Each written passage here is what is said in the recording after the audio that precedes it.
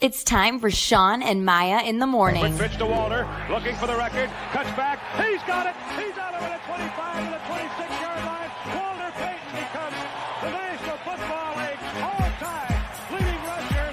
Jordan, open, Chicago with the lead. The Chicago Bulls have won their 6th NBA championship. Chicago has won the Stanley Cup. Palmero over the head of Jenks. Uribe charges, throws, out! And the White Sox have won the World Series. A little bouncer slowly toward Bryant. He will glove it, throw to Rizzo. It's in time, and the Chicago Cubs win the World Series.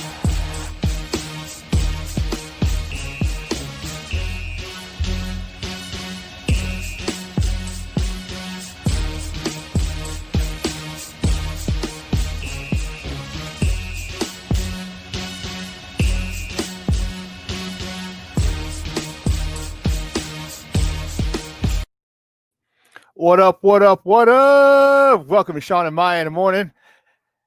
On this TGI Mickey Ficky Friday. It's the weekend, baby. It's Friday. And man, oh man, oh man. Woo, Charlie. It is a beautiful day here in the Chi. Guys, thanks for tuning in. I'm your boy, the Superback, Shawn Sierra. And man, we have a great show for you. Listen, if you're watching this on Facebook Live, well, then I guess you found us on Facebook. Now, if you're watching us on our app, then I guess you found us on our app. And if you haven't downloaded the app, please download the app. SportsZone Chicago is the name of the app, and you can get it wherever you get your apps from. Google, iTunes, Google Play, Amazon, wherever you get your apps from, you can get it from. And if you're watching this on YouTube, well, thank you. And I guess you found us on YouTube. And if you haven't subscribed to our YouTube channel, we ask you to please subscribe to our YouTube channel, SportsZone Chicago. Guys, you can also tweet the show. You can tweet us at SM_mornings or at SportsZone Chi, at SportsZone Chi. Now, if you want to follow me, just me, personally online, want to know what I did? Let me tell you what I did. Want to know what I did? Here's what I did. I made it nice and easy for you, folks. Nice and easy. One handle for Facebook, Twitter, Instagram, Snapchat, the Snapper. All one handle at the Shawn Sierra. If you want to follow my lovely co-host, Maya Akai, you can follow her on Facebook and Twitter at the Sports Chica. And if you want to follow her on Instagram, because you do it just for the gram, you just follow her at Maya_Akai. It's MAYA_AKAI. Let me bring my guy out real quick. I know he's been hustling before the show today. He had a lot of stuff to do today, but I want to bring in my guy. He is my Puerto Rican Swiss Army knife. He is the man behind the curtain, the man that makes it all run. We call him the Wiz as well. He is Ivan Vargas. Ivan, what's up, Papa? Good morning, Shawn. How are you? Pretty good, man. Good work. A great workdout this morning. I saw that. I was like, man, Shawn's been getting it, man. Like I honestly feel like the past year? Yeah. Yeah, just been getting it every day. Like I'm like, yeah, it's like I'm up at 5 a.m. because half the time because of the baby, and then the other half because I wake up and I'm like, damn, Shawn, you're up. Going to bed. But, it's good stuff, dude. Yeah, a lot of anger issues, a lot of stuff, and apparently punching people is frowned upon. So I had to find another outlet. So this is a pretty good outlet. So if you get a heavy bag, I mean, then there you go. Like I got one downstairs. I mean, I punched it against the wall because I haven't hung it up yet. But I got one downstairs. So I mean, that's a good stress relief. Yeah, definitely. In the face. Yeah. So but it's good. Yeah. So that's our guy Ivan. Hey, listen, we need you to get interactive with us today. So give us a quick comment, wherever you're watching from, whether it's Facebook Live, whether it's on our app, whether it's on YouTube. You just leave a question or comment right there, and it'll come right here. And my guy Ivan will put it up. We got it. Vernon he wants a new challenge. How about some rock climbing in DC? Don't you mean wall climbing in DC? That's Vernon, and I am not doing 150 burpees. If the Bears lose tomorrow, listen. If the Bears lose tomorrow, Vernon, they got to do 150 burpees. Each of them has to do 150 burpees. Bump that. I ain't doing burpees for them jokers. Don't worry, Shawn. You've already won. They can't lose tomorrow because they play Sunday. True. Nice. It's a good point. But I'm not doing burpees for them jokers. No way, Jose. Not even an option. But man, listen, we have a great show for you. Man, you know how we do. In a moment, our guy Joseph Phillips is about to come on, and he's in it for the first hour. for the top of the morning segment. And at 10 o'clock, our guy takes the baton from him, Kenneth Davis from That Davis Show. He's going to come and sit with me from the 10 to 11 o'clock hours. And at 10:40, we have Fred Pfeiffer from Chicago Bullseye. We're going to talk Bulls basketball. The Bulls are at the LA Lakers tonight. Had a rough one the other day against they beat Portland, but Sacramento, they lost. They had a tough game against Sacramento. So they're on a little new version of their West Coast of the new circus trip, they used to call it here, when it's because the circus was in town, but there's their West Coast swing. So the Bulls are out west, so all the games are at night and are late at night, like 9 o'clock. Just about people are trying to go to bed. But Fred Pfeiffer is going to call. We're going to talk a lot of Bulls at 10:40. He's going to take us to the top of the hour at 11 o'clock, and then our guy Jason Palmer is going to come in. He's going to rock with me for the final hour. He takes the anchor leg every Monday and Friday from 11 to 12. And then 11 to 12, we're going to have the draft doctor himself, our boy Phil Toshin. If you missed it, I was on his show on Wednesday. Man, that was a great time. Myself, Steve Edwards, former offensive lineman, who played former Chicago Bear offensive lineman. We were on as well, or he was on with me, and it was good, man. It was a great show, and we're just going to continue that conversation today at 11 o'clock from 11 to about 11:40, 11:45, and go from there. But let me tell you, it was crazy, and you know what? I don't want to be remiss, and I know this is a sports show, and I know that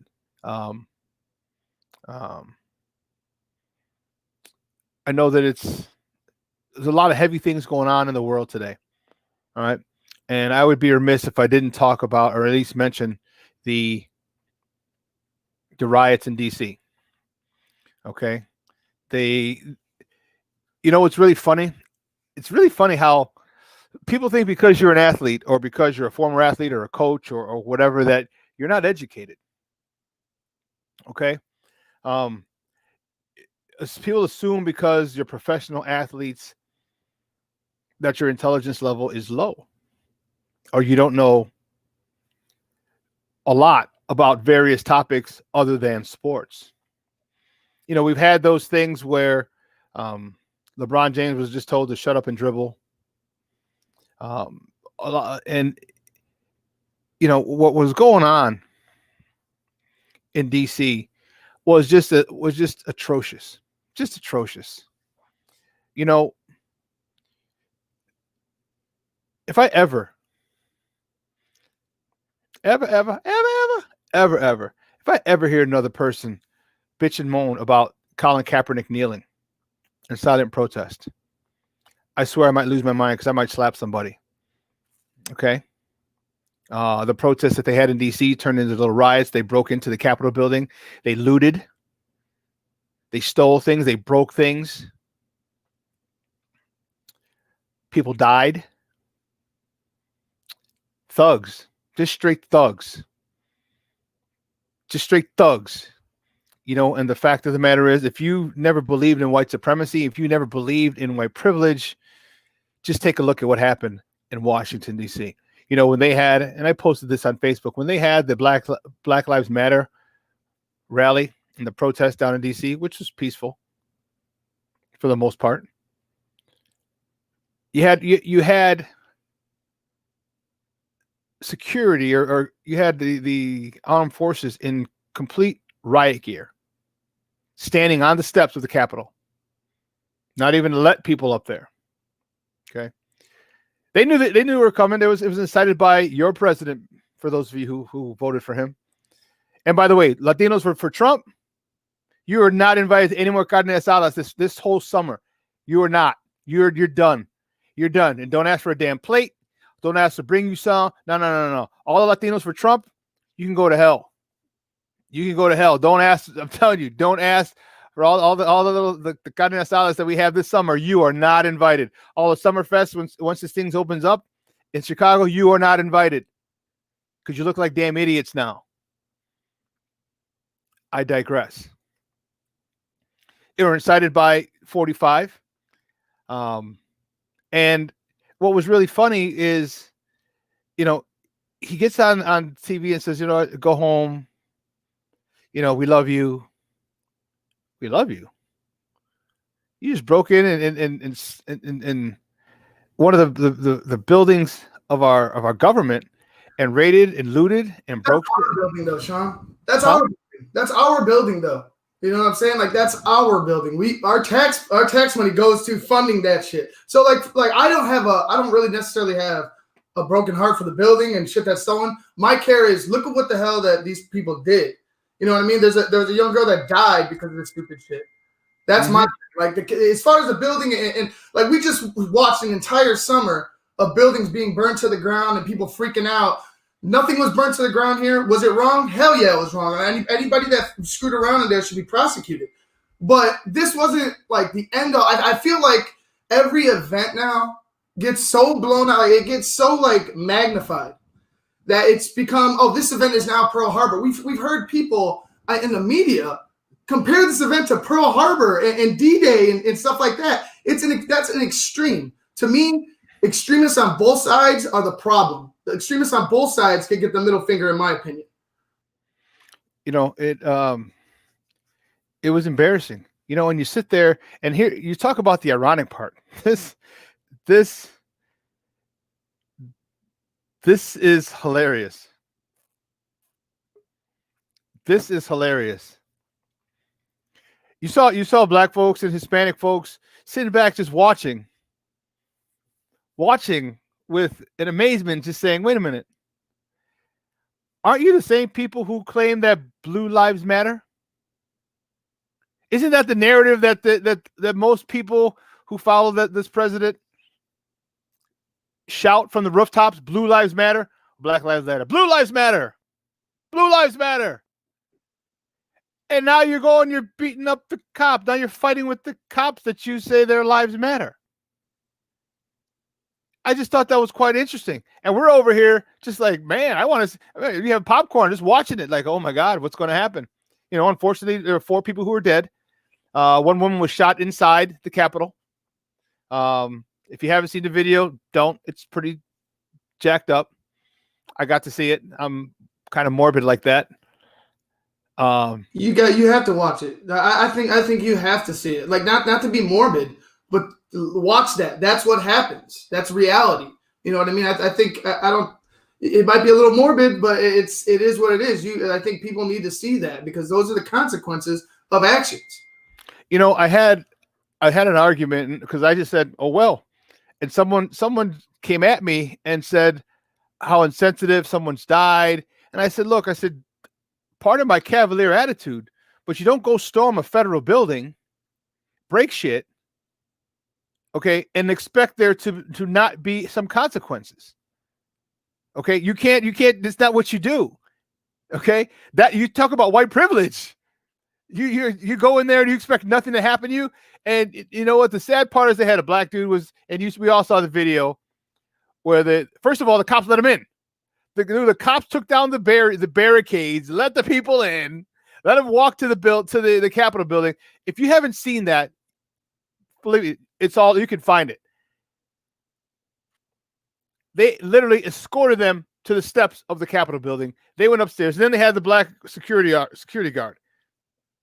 He was telling them, hold back. But there's a swarm of people, man. What's this guy going to do? You talk about just a rough image of one black guy who is trying to stop a mob, literally a mob of people. There's no way. And he's retreating, and he's like second floor. He's turning around, back up. And that image was horrible. Like just a white crowd chasing a black man who's there to protect that building. I think the problem was that the problem with the police being like allowing them to go is the same reason that the security guard allowed them to go. You can't do anything when you have a mass of people that big. Even with the police that they had there. I'll say this. This is why the defunding is not that great of an idea because shit like this happens. You know what I mean? Like if there was more people, if there was more police presence, if there was a swarm, I don't think these people go in. I really don't. Really don't. Ivan, you know why police were so slow? Well, because they're in the they were pushing the barricades, and then they got a call. Oh, you have to go to work. So then they had to go home. They had to change, get on their police gear, and then they had to come back and get on the other side of the barricade. Because you don't have enough cops. That's what I'm saying. You don't have enough people. No, but I'm saying that the cops were those people. Were there were so few police because the people who were protesting were those people. A lot of police, a lot of those MAGA people. And so they had, I mean, so for all intents and purposes, for them going home, changing to get into their uniforms and come back and be on the other side and try and stop it, they made pretty good time. It's unfortunate, but those are the people who were actually saying that, or who are actually protesting, were those people who these are the cops and the firemen and the whole thing. This is the whole white power structure that was on one side of the barricade, and then probably on the other side. So it was. Yeah, I just feel like we all need to this shit needs to just de-escalate, man. Like there's like I said, I don't like radical shit from either people, anybody, one side or the other, the third. I don't care. I just don't like radical stuff because radical shit leads to this. Yeah, it does. You know what? Let's bring on our guy. Let's get his take on it. He's in. He comes every show 9 to 10. It's top of the morning segment, and our top of the morning segment is powered by the Chicago Crusader newspaper. And with that, we're going to bring out your guy, our guy, their guy, everybody's guy, the one you can find at ACA Joe. Guys, bring him out. Joseph Phillips, bring him out. What's up, Papa? What's up, Papa? God bless. How you doing? Good morning to you guys. Yeah, I know you're in the green room, and I know you heard us talk a little bit about the riots and the protests and the turn into riots and the looting. Your thoughts? People were saying, well, why weren't there more police there? I'm like, well, because the police were the ones rioting. And then they got the call. They like, oh shit, I got overtime. So they had to go back home. They had to leave the part where they were breaking into the federal building and looting and taking everything. And they went home. They changed, got in their police uniforms, and they came back. And now they're on the police side. Now the police side. But I just thought it was interesting to see the certain demographic who spouts out Blue Lives Matter, Blue Lives Matter, Blue Lives Matter, fighting against blue lives. All I gotta say is one word, and you know what that is, son. You know what that is. It's all conspiracy, brother. That's all it is, bro. That's all it is. It's all designed by the elite. And at the end of the day, both parties work for the same people. And I've never changed that. I've never changed that narrative. Like, this is a coup. Yesterday, was it yesterday or 2 days ago? This is what people are not understanding. And I know people are like, yeah, black versus white, Democrat versus Republican, all this stuff. Don't fall for that phony stuff. Please don't. Because it is not about that. It's all about total control and enslaving us to work for them. What politicians got to understand, we don't work for you, you work for us. And what you saw 2 days ago with those people, was it yesterday? Okay. Wednesday. With those people was that, hey, look, you're supposed to work for us. Why aren't you working for us? What's going on? And people will be like, well, you sound like a Trump supporter. No, I sound like a free thinker. That's what I sound like. I don't support either party. They both corrupt. They both work with each other. As you saw yesterday, Mike Pence joined forces with the Democrat Party because they got blackmail on each other. Okay? So if someone actually stands up and tell the truth, then you're an enemy of the state. Now we're moving into a total communist state, which is what they wanted. You want the Chinese to rule. Guess what? You got it. So from here on out, you're about to start seeing our local politicians pushing communist policies. And I know this is not politically correct to say this, but as a Christian, at the end of the day, you pay protesters to go in there to create chaos in a peaceful protest. You shouldn't do that. And I'm not against violence. I mean, I'm not for violence. What I'm saying is that it's a better way to handle things. Now, the election was rigged, whether people believe it or not. It was the most rigged election in the history of election. And I'm talking about from both parties. I am ashamed to say that I've never seen anything like this in my life. I feel sorry for our children. I feel sorry for the next generation of children that we can't even have an honest election. Like, I mean, you pumping millions of votes, you stop an account, you pumping millions of votes into the voting machine, and then saying, "Oh, this person is the winner," you know. And I'm like, come on, man. Let's be real. Most Democrats don't even like Joe Biden. They don't even like their own candidate. They're still trying to figure out how did he actually win, you know? Yep. And they know there was some corruption going on. But at the end of the day, like I said, conspiracy came true. These dudes want absolute power. It's not about the people. And no matter how much people try to push this whole narrative that the Democrats are for minorities. No, they're not for minorities. Democrats never been for minorities. They've always been for their self-interest, and it's never changed. Republicans are afraid to step up. This is why they got played the way they did the other day, because most of them are being blackmailed and they fear consequences. So at the end of the day, I know this is not the politically correct thing to say, but welcome to the New World Order. And this is week 1 of it. You ain't seen nothing yet. Yeah, it's interesting how it's going to go, how it's going to play out. And, you saw the memes on Facebook. You saw this was crazy how the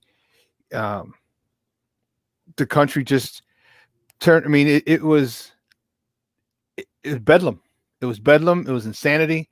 It was, you just sat there and you just wondered, like, man, if these were black protesters, if were black protesters protesting and breaking into the Capitol, breaking in, busting windows, stealing, that dude who stole the podium. You've seen him. Everyone's seen his picture. He's first of all, you got to know who he is. Someone's got to know who that joker is, because he's out there and he's waving and smiling. Okay, these white people are taking selfies with the police. Okay, taking selfies. Do you think on God's green earth that a black person would ever be able to, first of all, break into the Capitol and then take a selfie with the police? Come on, man. Well, come on, man. Come on, man. He's like, "Hey, uncle, how you doing?" Like, "Hey, Kevin, what's going on, buddy? How are you? What are you doing?" "We're just gonna raid and loot here. I just be careful, don't get hurt. Thanks, unc. Hold on, could you get a quick picture?" "Yeah, sure, no problem." All I gotta say is this: look into the guy that was dressed up in the Viking thingy, the Viking outfit. Yeah, he's Antifa, 100%. Mm-hmm. Oh yeah. So what I'm saying is that they're all working together, brother. It's not a coincidence that you're seeing this. Antifa was the one who actually busted into the Capitol and got the lady shot. Antifa was also during the Black Lives Matter protests and stuff. Yeah, they jumped in both sides. They're on both sides. But I'm saying that this is a communist takeover, bro. Mm-hmm. And once Americans wake up to that, and because they got us fighting against each other right now, because China even put out a tweet yesterday. It was like, "Oh, could it be that America is about to face a civil war? We'll find out. Tune in." Yeah, we know y'all behind this. Our politicians have taken your money, hook, line, and sinker, to push their communist agenda. And that's what's happening right now. You're seeing the actual takeover. Our politicians have sold us out. Shawn, you're a free market man. Okay? You're a free market man. You're an entrepreneur. Guess what communists gonna come do? They're coming to smash your small business. Okay? What I'm saying is that nobody wants to talk about the truth anymore. Everybody wants to fall for this narrative that white people hate black people and black people hate white people. Yeah, in some cases that's true. But in the majority of the time, it's not true. If we just sit down and talk to each other at the table and come together and fight against who the real enemy is, which is the devil himself that likes to push ideologies to keep us as human beings divided. So on that note, welcome to Communist States of America, the CSA. I would say the USA, but people just don't understand what you're asking for. You just got to be careful what you're asking for. You don't want that. Well, listen, we got to take a quick break. And on the other side of the break, we're going to get back to sports. We have more sports conversation. We have top of the morning topics, so don't go anywhere, folks. Keep it locked right here. Shawn and Maya on SportsZone Chicago. Hey, this is Dr. J, and I listen to Shawn and Maya in the morning.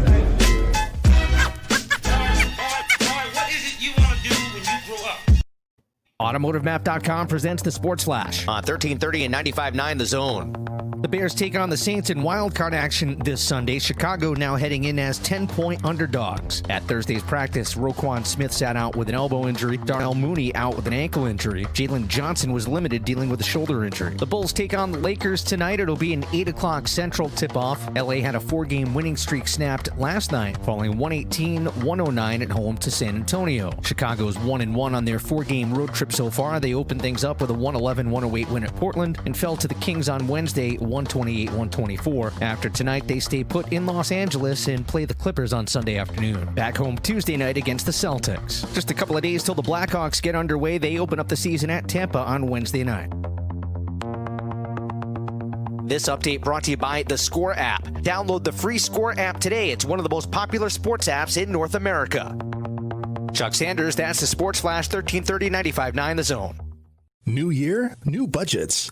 Every small business has unique needs, and when you partner with a Dell Technologies advisor, you get real-time, tailored advice. They'll even give you a free consultation on your servers and storage devices to develop a custom solution to help improve your company's productivity. Plus, get special financing with Dell Business Credit and big savings on business computers with Intel Core processors. Call a Dell Technologies advisor at 877-ASK-DELL.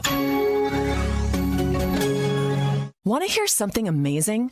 Discover matches all the cash back you earn on your credit card at the end of your first year, automatically, dollar for dollar, with no limit on how much you can earn.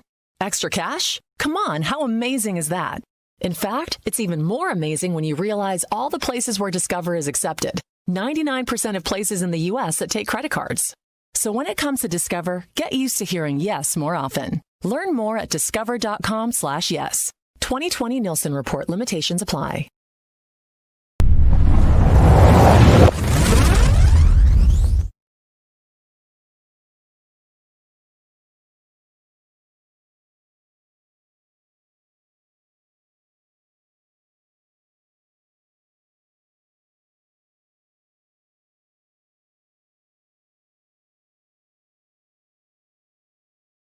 Edition of Shawn and Maya in the morning.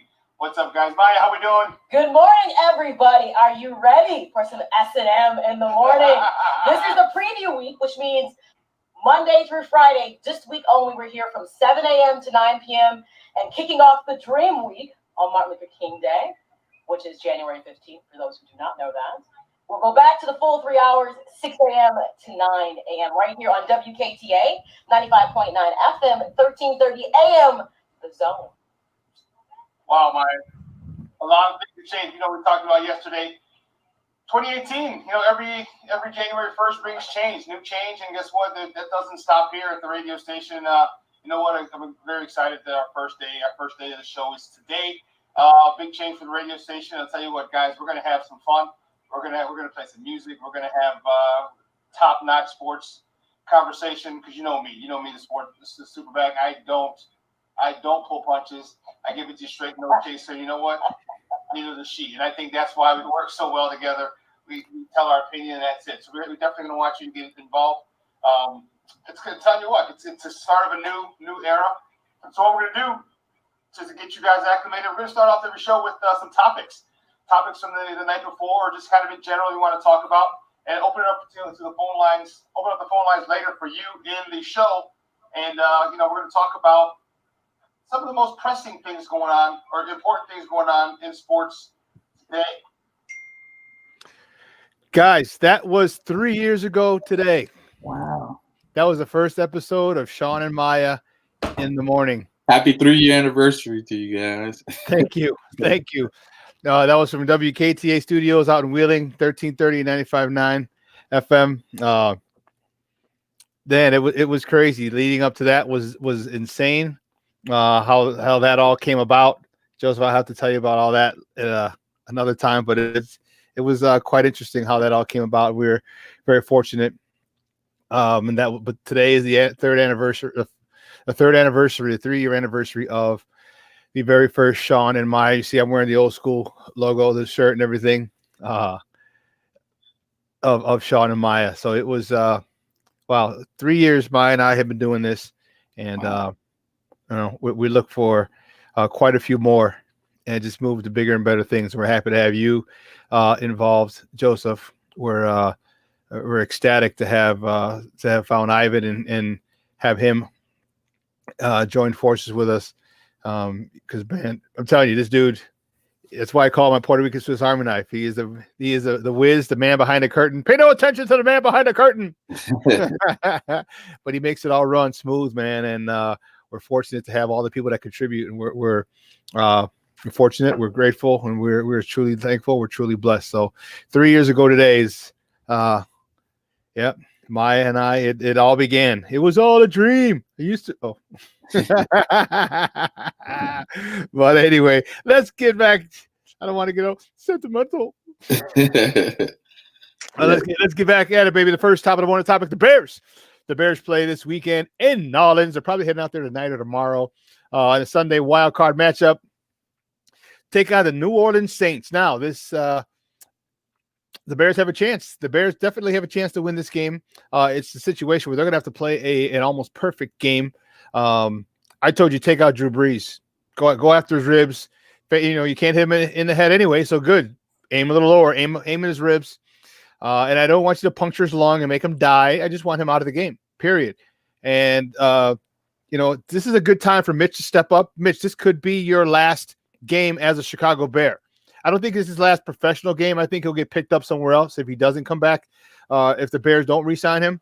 So it won't be his last NFL game, but it could be his last game as a Chicago Bear. And then there's this defense, Joseph. Let's start with those mother hubbards. This defense needs to step up. This defense, Khalil Mack, I need your name mentioned 6 to 8 times throughout the broadcast. Robert Quinn, all the money they're giving you, I need your name mentioned 4 to 6 times throughout the broadcast. Eddie Jackson, I can't have you dropping any goddamn freaking interceptions. You want to be the playmaker, you want to be this, you want to be that. They gave you all that money, and what? You can't you can't pick off balls that you have in your hand. This defense needs to come up, and this defense needs to come up quick. You need to shut down Alvin Kamara if he plays, and it looks like he's going to play. And you need to get your ass. You need to make Drew Brees uncomfortable because all you need to do is hit him once in those ribs. And when you start getting close, he's gonna fiddle. Trust me, he's gonna flinch. If you take a 15-yarder, Joseph, and I'm a big proponent of that. Just take a face mask to the ribs, drive him to the ground. All right, unnecessary roughness, 15 yards. Okay, fine, no problem. Hey, you need to help up. He's gonna think about it when pressure starts getting close. Human nature and self-protection, okay, self-preservation. He's going to get rid of that ball a little too soon, and that's where the back end needs to come up big. Talk to me about this defense, Joseph. Well, as I explained on What's Up, Cuz, I'm seeing something out of this defense that's concerning me. And one of the things that I noticed is that even when Khalil Mack talks, it just sounds like they're saying it, but they're not saying it. But they're psychologically tired.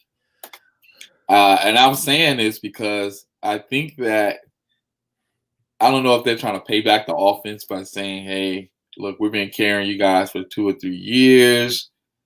Therefore, we've been playing 2 years worth of football when you guys have been playing 1 month worth of football in the season.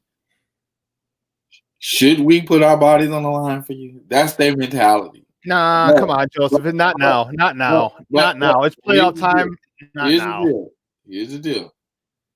They have to step up. We need one great performance out of them. Okay. We need to go beg them, please. We know the offense need to send a formal apology to the defense for making them suffer for 2 years. Now, Robert Quinn is not involved in that equation because he just got here this season. But the rest of those guys, they pretty much tired of carrying the offense. And I can see it in their face. They're not going 100% on plays. They're taking plays off. They half-heartedly bumping guys. They're not going hard at the offensive lines. It's almost like they're just collecting the check. No lie. Now, at the end of the day, I pray that the defense will give us one last spectacular performance out of this group. And that's anywhere from Eddie Jackson actually playing like we paid him and stop talking so much because he's starting to talk too much. I'm noticing he's giving a lot of nice sound bites, but he's not backing it up. Okay. I hope Jalen Johnson returned this Sunday because they said that he looks kind of healthy. Roquan Smith is out. So we need Akeem the Dream. We need Khalil Mack, the sack attack, to step up. We need Robin Mighty Quinn to step up. And then we need Chuck Pagano to take his hands off the playbook. If you're not going to call anything aggressive, then pass the playbook over to one of your defensive coordinators. Because right now, he's put us in position where we become passive aggressive and teams are taking advantage of that. Teams do not fear our defense, period. So he said he was going to throw the kitchen sink at Aaron Rodgers, but he never did it. Okay? It was a lie. We determined, like Maury said, that was a lie. Okay? At the end of the day, we need our defense to give one of the greatest performances that we ever seen out of this defense on Sunday. Yeah, we need it. We need it. You know, and about the Pagano thing, I don't know about – I don't want to say lie. I just think that after he got burned, I think he said, you know what, I don't know if I can do that again. And that's the thing that I believe was been holding him back the last 2 years, these last two seasons, is that the offense couldn't score last season, and we know that. And, you know, imagine two of those plays. Two big plays like that, 2 70-yard plays would have destroyed this team. Would have destroyed this team. Last year, definitely. This year, not so much. But I think that was one of the reasons he hasn't sent a lot of people. He hasn't brought a lot of pressure. It's just he's not sure. But now you know you got an offense that can put up points. Although they didn't put up points last week, and that's another thing, another reason why I think he took his foot off the gas pedal and then didn't bring anybody, because look at how many points they scored. They had 5 games of 30 points leading up to that. But last week was going to be the litmus test. If there was a shootout, then I think Chuck would have gone with more pressure. But when he saw that offense couldn't score and they started settling for field goals, you can't settle for field goals with a team who's fighting for the number 1 seed in the NFC. You just can't do that. And you know, I think he saw that. He still wanted the Bears still had a chance. Okay, and then too many field goals versus Green Bay's touchdowns. So, but Shawn, do you feel that the offense reverted back to its old ways last Sunday by going through these scripted plays? They wasn't rolling Mitch out last week. They were making him a pocket passer. And I don't know if it's because of Green Bay's defense or it's just Matt Nagy controlling the play calls again and forcing Mitch into being just this pocket, all deep and dink and dunk type of quarterback. Now, we can say, yeah, it worked and all that, but we're going to really need to roll out Mitch in this New Orleans games, just like the Philadelphia Eagles did with what's the quarterback name? Carter Wentz or Jalen Hurts? Jalen Hurts. Yeah, they ran them out of the building because they kept rolling out Jalen Hurts, and Jalen Hurts was picking up 10 yards, 15 yards on the scramble. So we need to roll Mitch out the same way, get him going, probably get him some rollout passes, some QB sneaks in every now and then, get the run game going, and then get the defense a little break. You know, like we need to put some points up on New Orleans defense, even though they got one of the top defenses in the NFL. Yes, they do. But I saw some weaknesses in them. They're not good against quarterbacks that like the scrambles. And I think we don't use Mitch enough far as just letting him scramble and just play impromptu football. We don't let him loose. And I think Nagy is afraid to do that. But as I said before, a lot of people's jobs are on the line, and they need to just hey, Nagy, we went on a 3-game winning streak when you let Bill Lazor make the play calls. Take your hands off the playbooks and let us just go. And the same thing with Pagano. We understand that you don't want to blitz and you don't want to do these things because the offense don't score. That's not a problem anymore. The offense is scoring now, so we need to let the chains off of this defense. I'm seeing too much conservative play. I saw a prevent defense. They're giving up 10 yards, 15 yards here. No, let us play physical just like the 2018 team. Vic Fangio let us play physical. He let us play all out. We need to get back to that. And I think this defense has depreciated since Pagano's taken over. No lie. It's going to be the big problem with Roquan Smith being out, because Roquan Smith was going to be the guy who could neutralize or best combat Alvin Kamara if he plays. Alvin Kamara practiced yesterday virtually, so he was. They had a big Zoom thing, and he was there and watching practice via Zoom and kind of going through stuff. So if he plays tomorrow, if he plays on Sunday, that's going to be a big help for the Saints. It's going to be a big liability for the Bears, because you don't have a guy in Roquan Smith who can run somebody like Kamara down, sideline to sideline, and so that's going to be a huge thing. So it's unfortunate, but that's part of the game. It's attrition is part of the game, and we lost a guy who was our leading tackler, and that's going to hurt us. There's no ifs, ands, or buts about it. So we're going to find out. And you know what? This is a game where I just really want Mitch, and Mitch hasn't done this yet, and maybe it's not even in him. I don't know, because I haven't seen Mitch come out when challenged and ball out. He balled out against the Buccaneers a couple of years ago. He balled out against the Cowboys last year. I want to see him ball out. I want to see him ball out when he knows what's at stake, when he knows that this could be his last game as a Chicago Bear. This is playoff football. When he knows they can win this game, he just has to play a close to perfect game, which he can. Which I just want to see him have the cojones and embrace the moment. Okay, and that's the thing that bugs me. Okay, about certain athletes, and Mitch is one of them. When you have those moments, that you don't become legendary in the regular season. Okay, there's only a few people, and even their legend status has a ceiling, like a Dan Marino. Okay, but you don't become legendary in the regular season. You become legendary in the postseason, in the playoffs. And if you're not going to call Tom Brady the GOAT if he didn't have 6 championships and should be 8. You're not going to call him that, because it's in the postseason. Stacey King says it best, and I know it's he's a basketball commentator for the Bulls, but it's so true. Big time players make big time plays in big time games. And Mitch, if you want to be considered a chance to come back to the Bears, apparently I don't know how to eat. You all right, brother? You got it. Well, Shawn, I was going to say about Mitch, it just seems like I haven't seen a guy get so many last chance opportunities. You know what I'm saying? Like, this is it for Mitch. Can he turn it around? Last week was that, the week before that, last year, Mitch has been trying to turn it around for like two years now. And it's been a good stretch for him. I hope that they stick with the game plan this Sunday, man. I hope that they go back to Bill Lazor and stick with what Bill Lazor was doing, because what he was doing and the way he was working with Mitch, you can't overlook that. And the way that Mitch has been responding or not responding to him wanting to come back to the Bears, I mean, that's got to tell you something. I think they're sabotaging.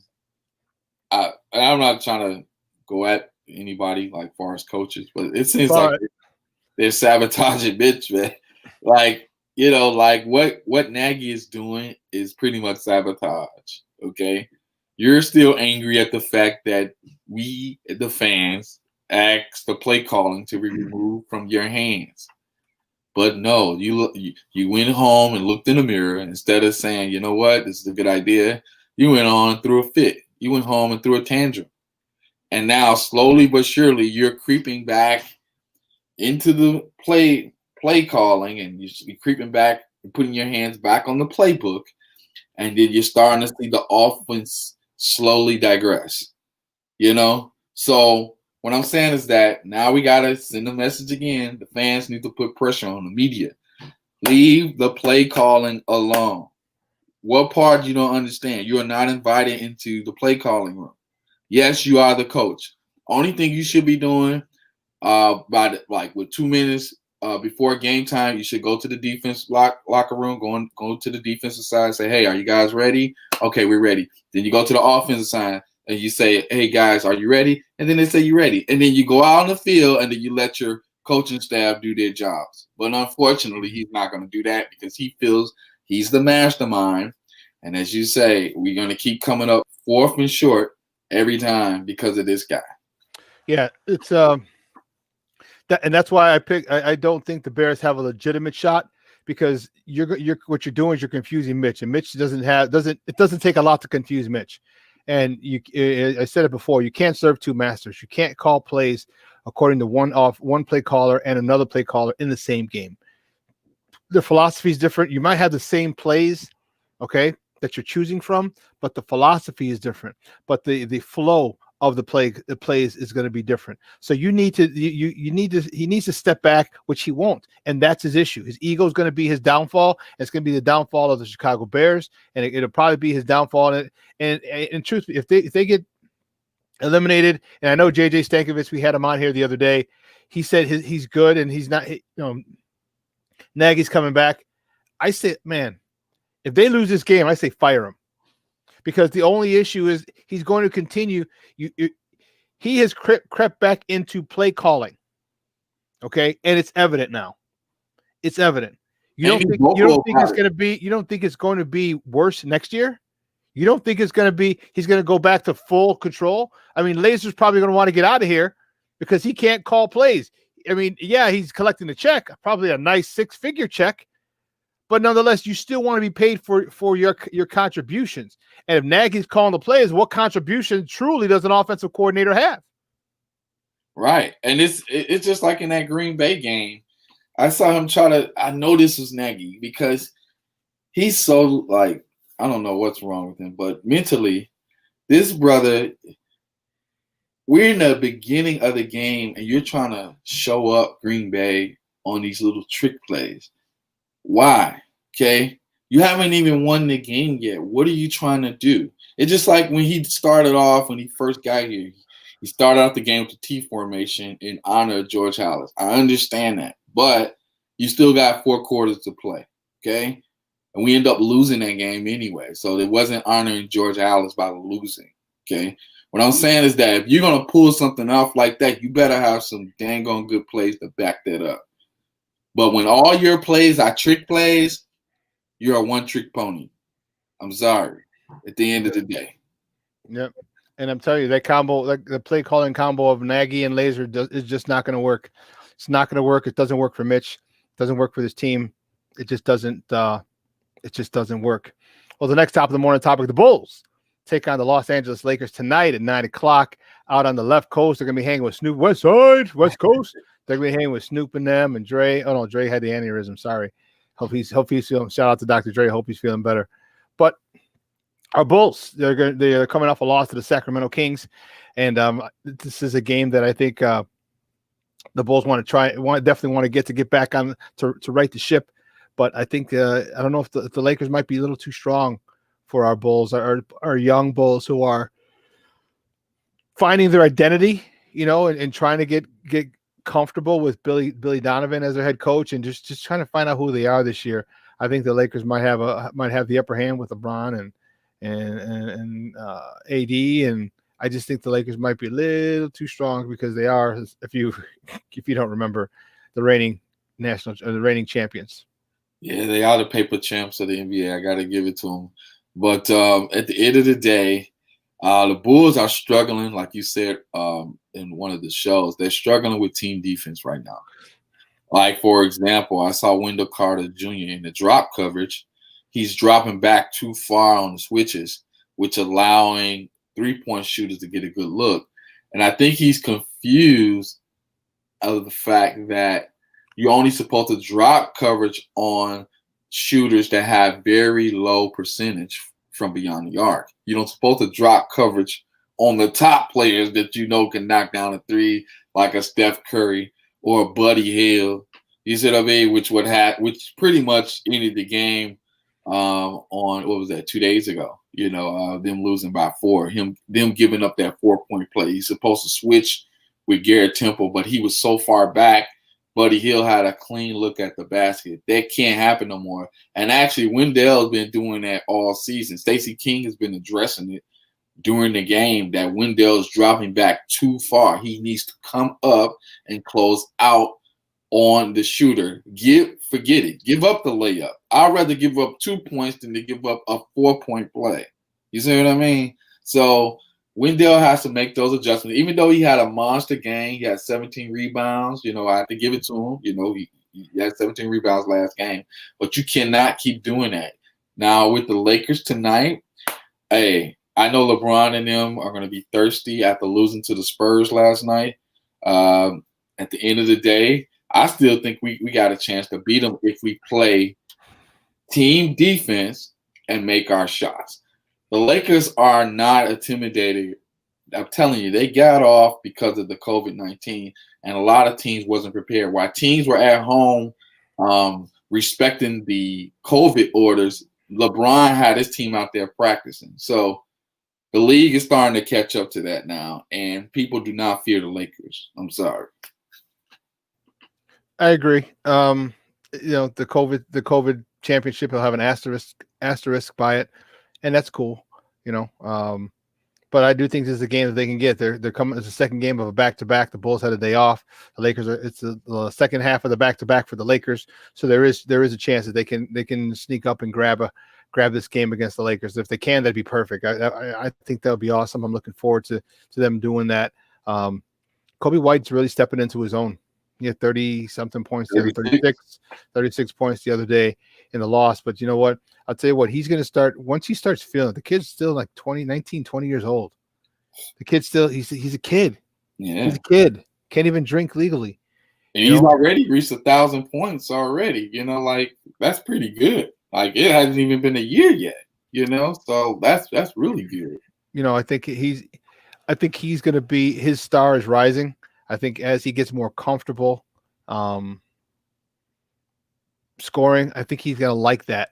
And I think Zach can continue to, bring the ball up and be the primary ball handler.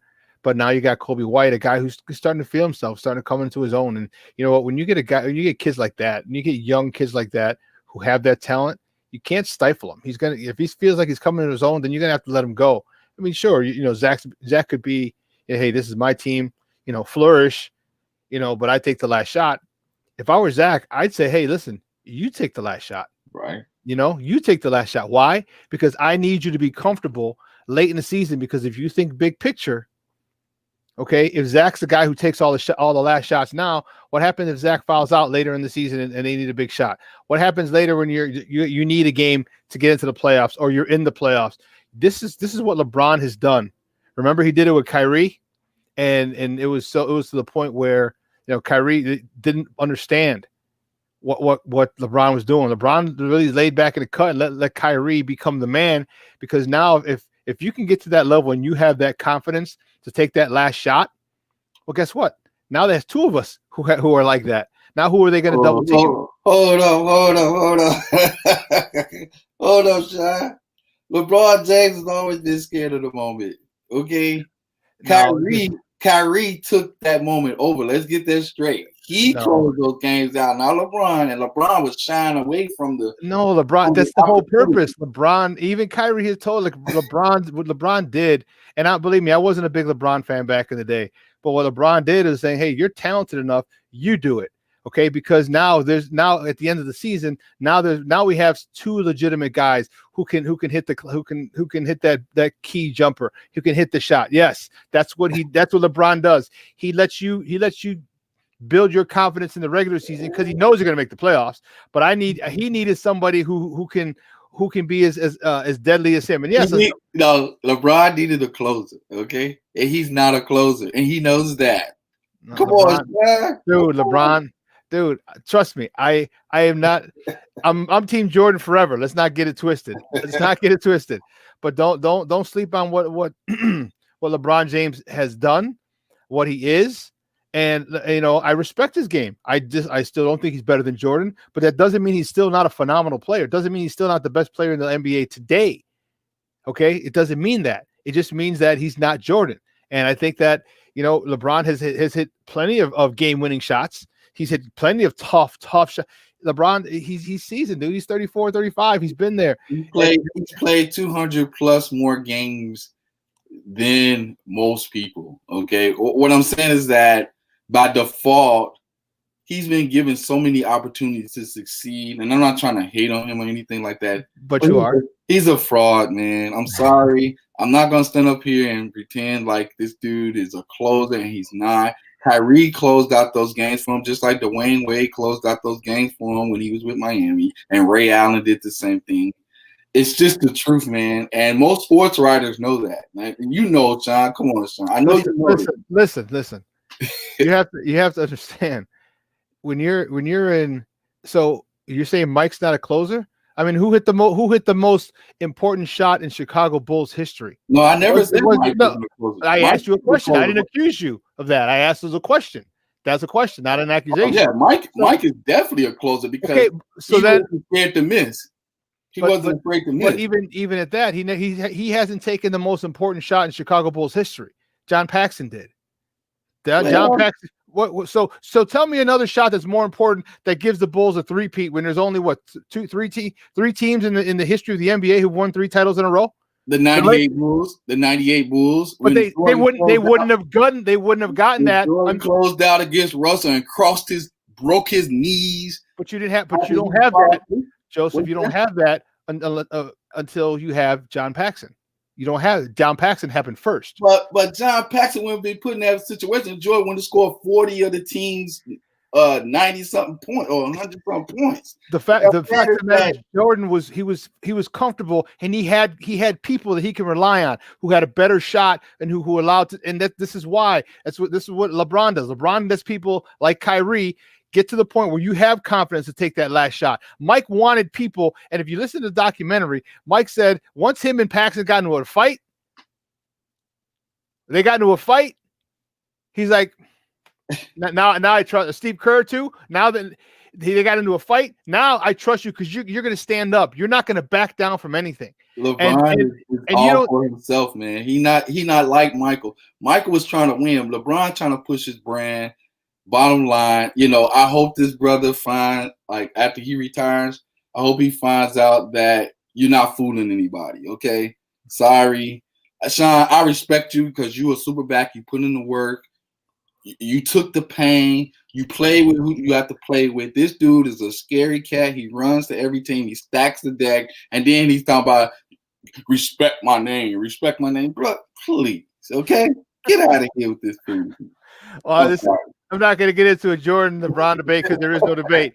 It's just different. It's different. It's barber shop talk. That's all it is. Yeah, it's all it is. That's all it is, man.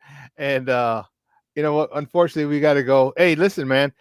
I appreciate it, man. We're going to see you on Monday. We're going to have a lot of talk, a lot of Bears talk on. Yeah, Jamar, LeBron is. Here you go. Wait. So listen, how can you say he's not? I mean, you just like your hate for LeBron is so blatant. He has so much passion when he talks about LeBron. He hates. It's like who? I don't hate anybody. Hate him. I don't hate anybody. It's just the fact that they be trying to slowly. I hate when people try to low key give him credit that he don't deserve. First of all, you overlook the guys who made the shots from him. Like Kyrie was like his big brother in the finals, okay? Kyrie was the big brother in the finals. I had to bring him on. I seen him in the back like this. Listen, I'm torn. I'm so torn because, listen, the points that Joseph said, he has stacked the deck. It's different. Yeah. All right. It's a different type of stacking than a general manager doing it. All right. But we can also say is that we dislike player empowerment, but still, it's still not the same how LeBron has uber stacked the deck. All right. Like if there's no option almost except that I win. You know what I'm saying? Like, and that does. Listen, I think LeBron. I do think LeBron is a fantastic young man. I have to say that. I think he's a fantastic young man. Watching that last night, I was like. Because listen, the great thing about LeBron, he is showing you what black wealth is. Because he's basically telling you, I don't give a damn. All right, like that's what he's really telling you. Like, yeah, y'all gonna buy my products anyway, and I don't give a damn. So I'm gonna say what I feel like saying because you do the same thing. But Joseph is right when he says that he has stacked the. I mean, he had to leave and join another man's team to become a champion. You know, that's just part of the narrative. And I think the problem today is we don't like the narrative if the narrative doesn't apply to what we want it to be. Because if I'm a young person and I've only grown up with LeBron, we all want what happens in our lifetime to be the greatest. That's just a natural human reaction to, I saw it. You know what I'm saying? When I seen it, I lived like it. this. Yeah. Yeah. So that, but I had to jump in because listen, your passion, brother, woo, that was sweet. Hey, I'm tired of hearing about it. I'm waiting for some new squads to step up. I watched that Denver game last night. I love what I saw out of that Denver squad. I was like, man, I hope the Bulls can play like this as a team. Right. These are teams that organically did it the right way. They didn't have to stack the deck, and they still competing. This man, LeBron, been running since 2008, 2009, you know, and he hasn't looked back. I mean, like, how can you be that much of a coward, man? I mean, like, be like a Wizard of Oz, man. Go get a heart, okay? Listen, I'll say this too, and I don't know if this is going to benefit these players that stack their teams or if it's going to hurt them. But we all know now that two teams are coming because they need those billions of dollars to cover up for the pandemic. And we remember when we were younger, when the expansion teams diluted some of the talent in the league. So think about it. If you can get 3 players to come and play for your team and you have 2 other teams now that are siphoning off talent, it's going to make that team even stronger in a weaker division. So that's just one of just I've been thinking about that with since players like to join together. When you bring up Denver and you look at like MJP and you look at the Joker and you look at Jamal Murray, and it's hopefully with Karnisovas we can kind of get to some of that there. But the only part that is still kind of messed up is when you build organic teams, you still have somebody that can go out and just tell their boy and their AAU partner, hey, let's go over here and let's do that. And it takes away, like Golden State, the LeBron and D-Wade thing was one thing and it was still too much, but Golden State was just a whole nother monster when it was like, there's no way possibly for someone to beat you all if you're healthy, period.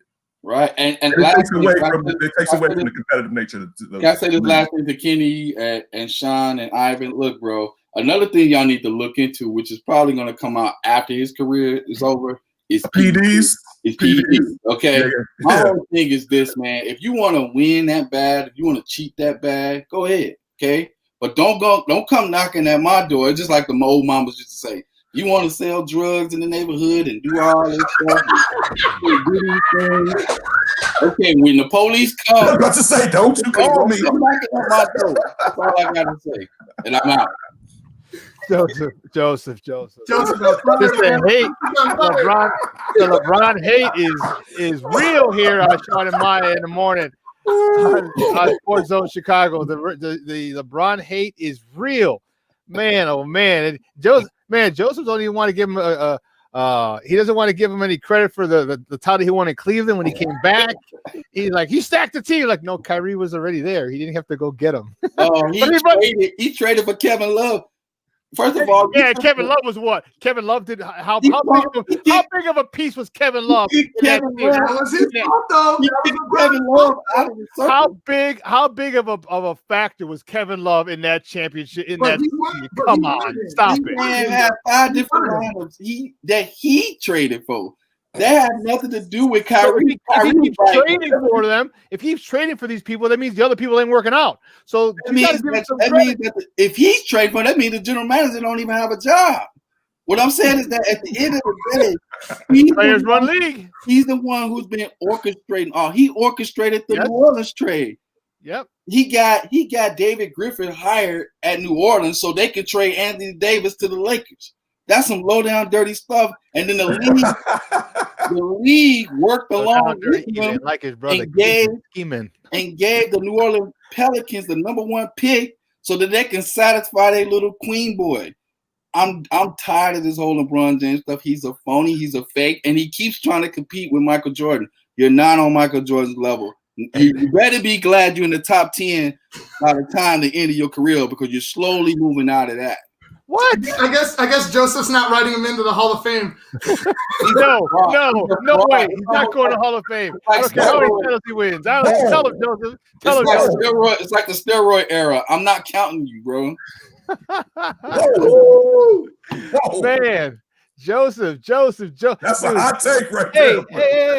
Hey, did your wife date LeBron or something before you got married?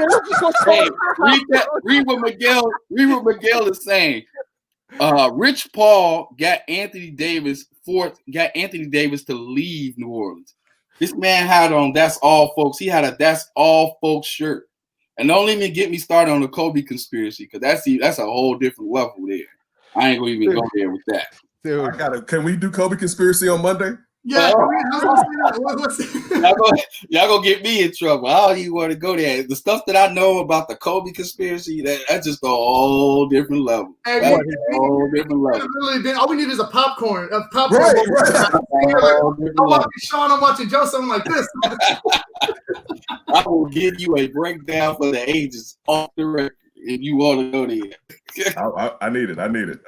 Sounds good. Hey, Joseph, great stuff, Papa. You have a great weekend with the wife and little man. All right, we will see you on Monday, and have a phenomenal weekend. All right. God bless. Peace out. All right. Hey, listen. So here's my guy. He's just taking the baton. He's gonna sit with me from the 10 to 11 o'clock hour. That's the way to start that 10 o'clock hour, boy. Dude, Joseph was fired up. He was fired to freak up. You love passion. I got only. I don't care if LeBron's going to school. I don't care if LeBron's working for the kids. I don't care if he had a little lady across the street. I don't care if he's Jesus. He's a bum. I'm not going to the Hall of Fame ever. Oh man. Oh man, that was hilarious. The top 10 part was what got me. The top 10 part was that got me. You don't have to like the guy, but you gotta respect his game, dog. You gotta respect his game. You don't gotta like him. That's why I asked him. Did your wife date LeBron or some shit before you before you married her? Because that was deep. That was deep. Well, listen, we're gonna take a quick break, and then on the other side of the break, we have more sports conversation with my man Kenneth David from the 10 to 11 o'clock hour. So don't go anywhere, folks. Keep it locked right here. Shawn and Maya on SportsZone Chicago. Hey, this is Gary Payton, and we listen to Shawn and Maya in the morning. Do that. AutomotiveMap.com presents the Sports Flash on 1330 and 95.9 The Zone. The Bears take on the Saints in wildcard action this Sunday. Chicago now heading in as 10-point underdogs. At Thursday's practice, Roquan Smith sat out with an elbow injury. Darnell Mooney out with an ankle injury. Jalen Johnson was limited dealing with a shoulder injury. The Bulls take on the Lakers tonight. It'll be an 8 o'clock Central tip-off. LA had a 4-game winning streak snapped last night, falling 118-109 at home to San Antonio. Chicago's 1-1 on their 4-game road trip so far. They opened things up with a 111-108 win at Portland and fell to the Kings on Wednesday 128-124. After tonight, they stay put in Los Angeles and play the Clippers on Sunday afternoon. Back home Tuesday night against the Celtics. Just a couple of days till the Blackhawks get underway. They open up the season at Tampa on Wednesday night. This update brought to you by the Score app. Download the free Score app today. It's one of the most popular sports apps in North America. Chuck Sanders, that's the Sports Flash, 1330 95.9 The Zone. New year, new budgets. Every small business has unique needs. And when you partner with a Dell Technologies advisor, you get real-time, tailored advice. They'll even give you a free consultation on your servers and storage devices to develop a custom solution to help improve your company's productivity. Plus, get special financing with Dell Business Credit and big savings on business computers with Intel Core processors. Call a Dell Technologies advisor at 877-ASK-DELL. Want to hear something amazing? Discover matches all the cash back you earn on your credit card at the end of your first year, automatically, dollar for dollar, with no limit on how much you can earn. Extra cash? Come on, how amazing is that? In fact, it's even more amazing when you realize all the places where Discover is accepted. 99% of places in the U.S. that take credit cards. So when it comes to Discover, get used to hearing yes more often. Learn more at discover.com/yes. 2020 Nielsen Report limitations apply.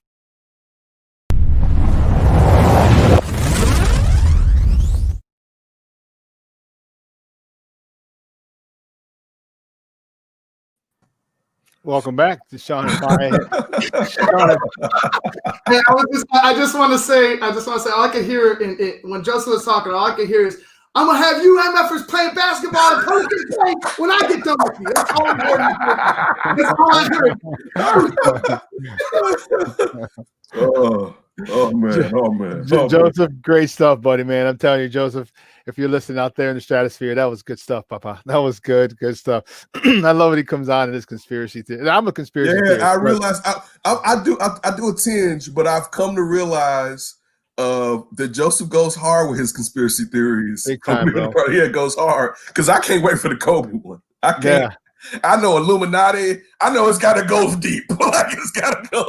I want that. I want to hear all about that. Yeah, that's gonna be good stuff. Hey, man. this Bears game, man. We're going to talk about this. Joseph knows where Hoffa's buried.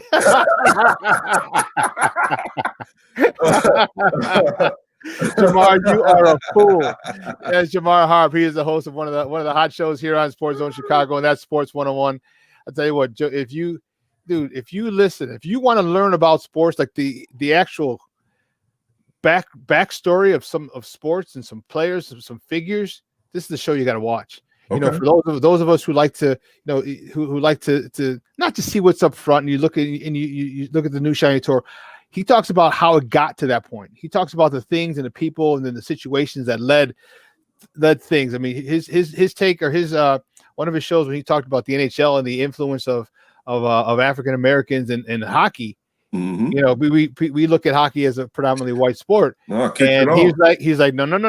He goes, not so fast, my friends, right? Not so fast. And his show was about. I was like, wow, he is in depth. You're gonna have to check. When does it come on? When does it come on, Shawn?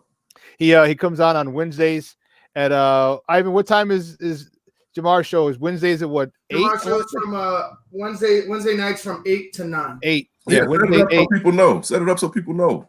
Yeah, every Wednesday. Check out Jamar Harp, Sports 101, Wednesday 8 to 9 Central Time.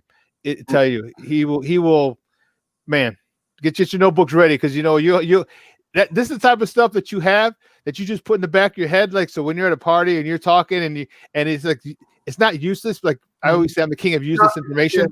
But you can sit there, you're like, no, hold on, player. This is how it went down. Jamar's hour, like you almost feel like he has to condense the rundown, but he does. He fits it all into an hour, and it's information. It's good information. Yeah, you definitely. I'm glad it's called Sports 101, because he takes your ass to school, dude. You're just like, wow, I didn't even know that. And then you want to go look up more stuff that once he tells you and you're put onto something, you're like, oh, let me check this out.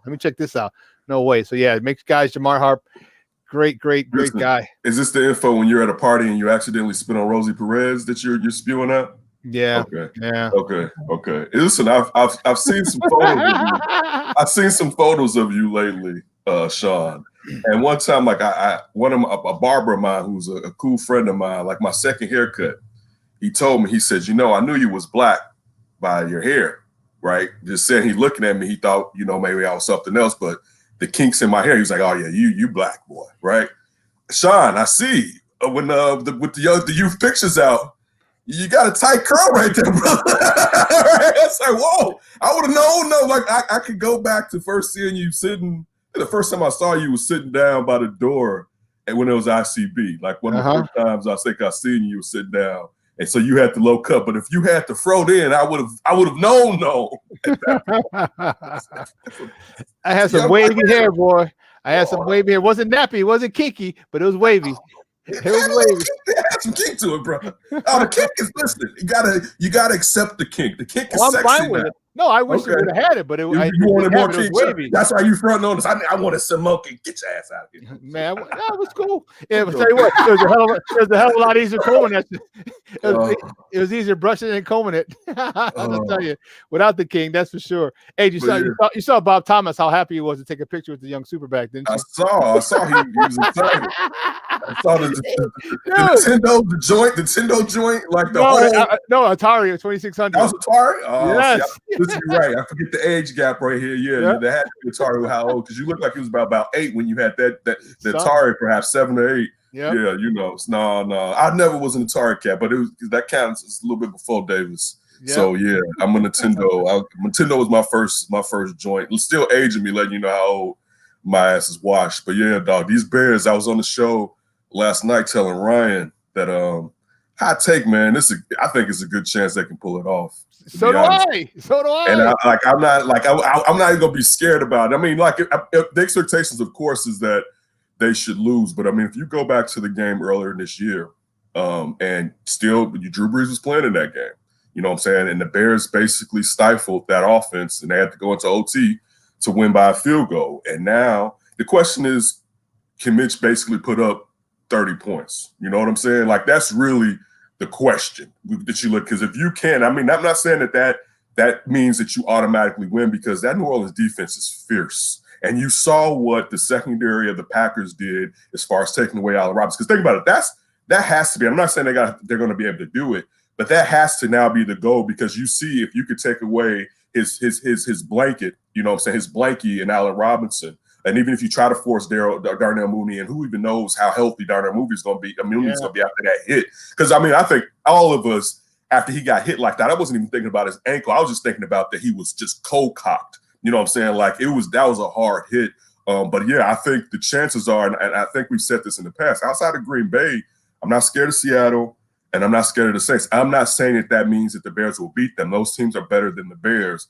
But to me, they have holes in them, and really Seattle more than the Saints, because the Saints Saints defense has been playing well all season. Seattle's kind of been hit and miss and had gotten better towards the end of the year. But listen, Drew Brees can be got. If they can get pressure, you know what I'm saying? And if they could basically press their receivers and make Drew Brees have to throw deep.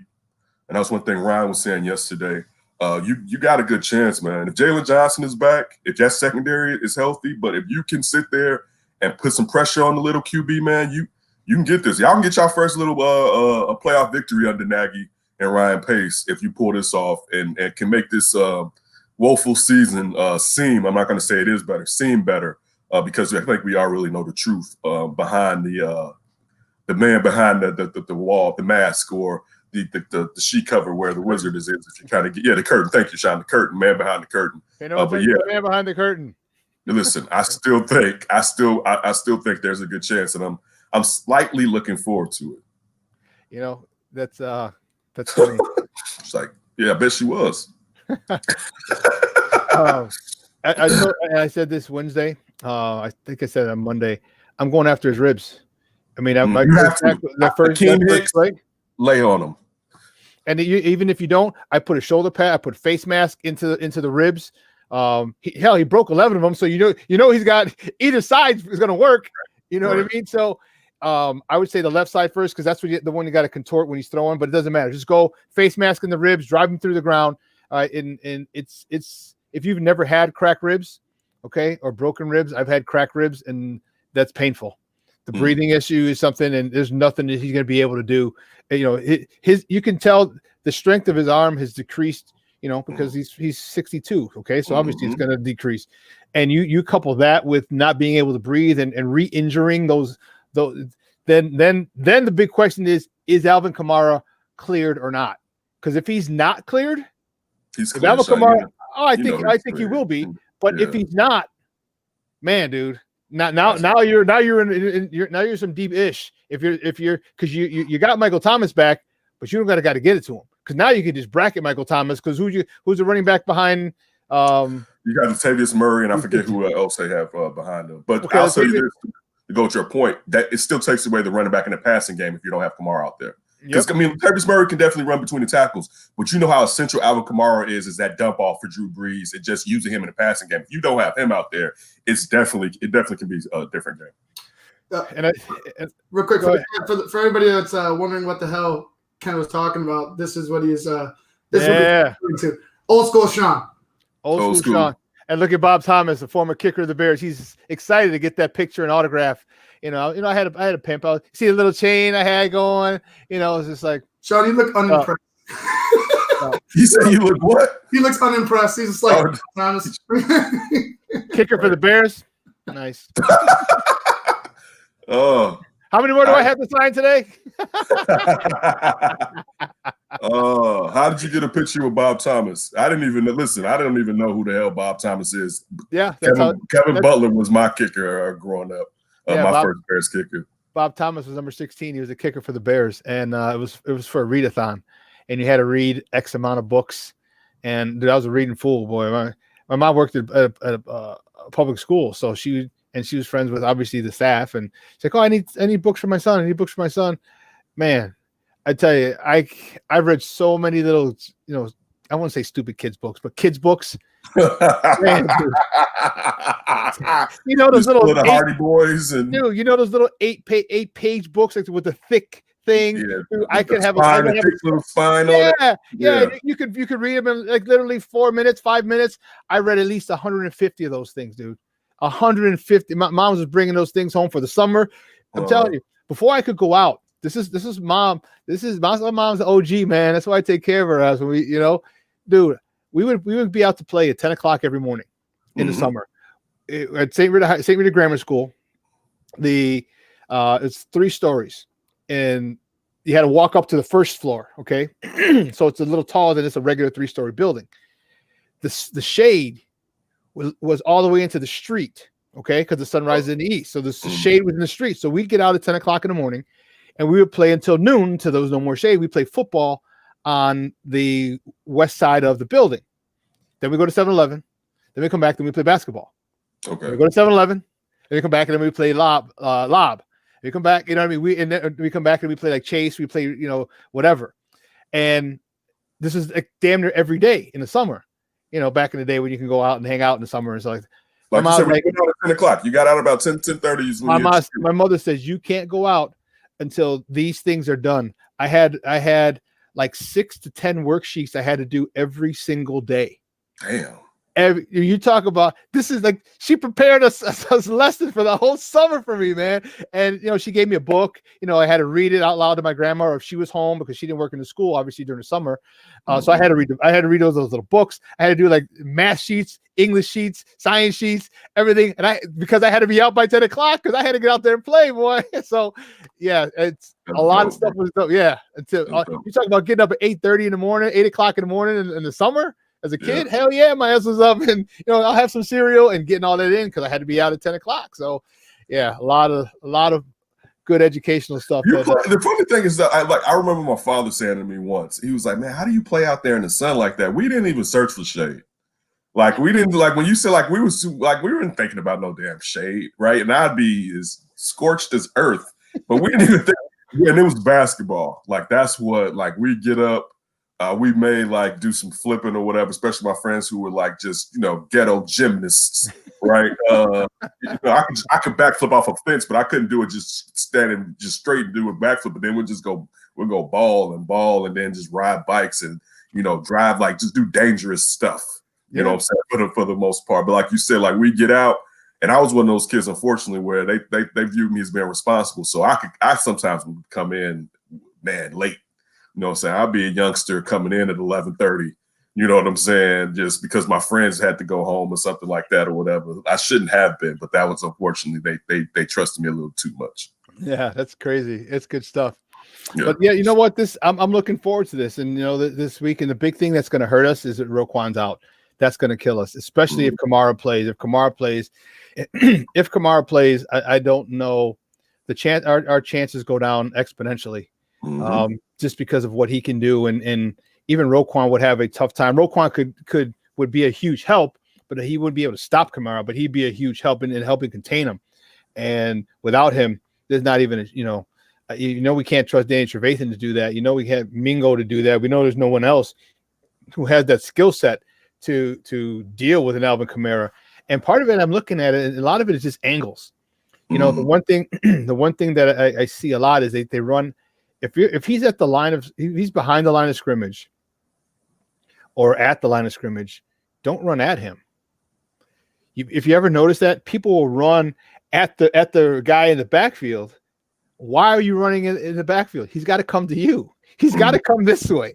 So when you go this way, all your momentum in it, and someone like that gives you a kick, whoop, and now you're gone and you're a waste. And so one of the things that I would always tell my kids, if he's in the backfield, you go and you wait at the line of scrimmage, just chop and just wait. I'm like, I don't give a damn if it's a tackle for loss or if it's a no gain. The fact of the matter is I don't want him 30, 40 yards downfield. And that fundamental is not being taught to these guys because they're going to go like a big hit. They want to go to this. If he's behind the line of scrimmage, dude, he's got to come this way. Why go chase him? Let him come to you. Let him come to you. So these are small things that I'm looking at. Also how they're being taught, though. That's what I mean. Why are they teaching them that? Yeah. Don't do that. It's smart football. Okay, because especially once you get to the line of scrimmage and you take outside edge, now you're forcing them back in because you got help coming to the cavalry's coming. But if you go at him once and he shakes you, the cavalry's not even they're starting to get there and he's gone. It's this smart football that the Bears aren't playing, and these are the things that I hope because Roquan's out that we work on this week because if Alvin Kamara is playing. Man, that Joker is so freaking nice, dude. God, is he so dangerous. And bounce back. It looked like a couple years ago that he wasn't going to be the same guy, and he proved that he is the same guy getting that contract. I'll say this. I think sometimes what it is the guy that has the running back, depending on the linebacker or the edge rusher as far as contained, when they see that running back is seeming like he's going to be in protection, then they're told to go ahead and go. But as you're saying, that's still how they fake your ass out, because then we see, just like we see with tight ends, that fake, oh, yeah, I'm going to block you. Block, I'm going to go out and out. And also, to go along with what you're saying, this another part where the team is hurt without having Roquan is in the intermediate passing game, because he can cover up. Listen, because, again, like that play with Valdez-Scantling that Trevathan got beat on, Roquan would have probably gotten beat on that too, just how fast he is. There's a chance that Roquan could have perhaps been on him, but just having a linebacker on a guy that fast, you usually are going to get exposed like that. But that's also talking about someone with a cannon for an arm, and he could put an exceptional spin on it in Aaron Rodgers. When you're talking about an old Drew Brees, the intermittent passing game is what he has. These are 5 and 8 yard passes that he's really doing. And when you can have a linebacker who specializes in coverage and speed, and now he's out, and now again, and I like Woods from what I saw on special teams, but now you're talking about putting him in during a playoff game, which last week was a playoff game, but a playoff game, and the offense knowing that that's a weakness of you now having a linebacker who doesn't have enough experience, and Danny Trevathan, who has looked better, but we know he isn't as fast as what he used to be. And I mean, Sean Payton is not an idiot. You know what I'm saying? This is one of the top 3 play callers in the NFL. So, of course, he's going to look at last week's footage, and he's going to exploit the team the same way that Matt LaFleur and Drew Brees exploited the team. So, and again, but see, this goes to Chuck Pagano. You know what I'm saying? If you are who you're supposed to be now, initially early on in the season, and from the time when we had Lester Wilfong on here, the thing was, you know what? We don't score enough for Chuck Pagano to be Chuck Pagano. You've been scoring now. Show us who you are. And this also – Drew Brees can be had compared to sitting that corner of that nickel back or on the blitz that you did, and you had Hicks drifting the coverage. You can't do that to Aaron Rodgers. Not to say that Drew Brees still isn't an intelligent quarterback, but physically he is not the same guy. And it's been like that for at least 3 to 4 years now, that he's not the same guy. You have to expose that. And I said this last night with the injuries, the same thing that you said. You got to hit him. All right, listen, one of these young kids is worthless. Go do the dirt. We're taking this 15 yards. Mm-hmm. All right, and listen, it's a playoff game. I'm not even joking with you. I'm not joking. I ain't laughing. Yeah, people's jobs may be on the line. Shorty, go hit him. All right, like go Gibson. Come on, Shorty, young one. Like you have to let him feel the physicality, and that's one thing. I hadn't even thought about this. DeAndre Houston Carson. There you go. Right, exactly. But remember how physical 2-3 years this defense used to be physical. This defense used to gang tackle. You don't even see the gang tackling that you used to see with this defense. They used to be like old early 2000s Bears. Like when gang tackling, Lovey was about fumbling.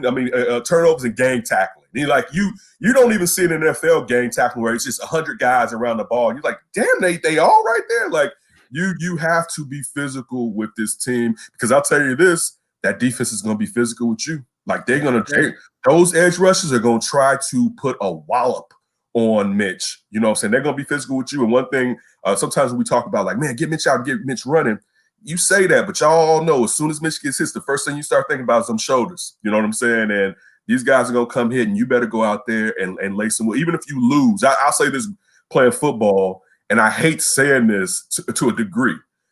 We both grew up playing in the Catholic League, and this was the Catholic League, and then you were older than me. So this is the Catholic League before they have all these colored divisions, right? So now you don't get to play. Like I grew up playing St. Rita, Mark Carmel, Fenwick, Loyola. You know what I'm saying? Like these are juggernauts, right?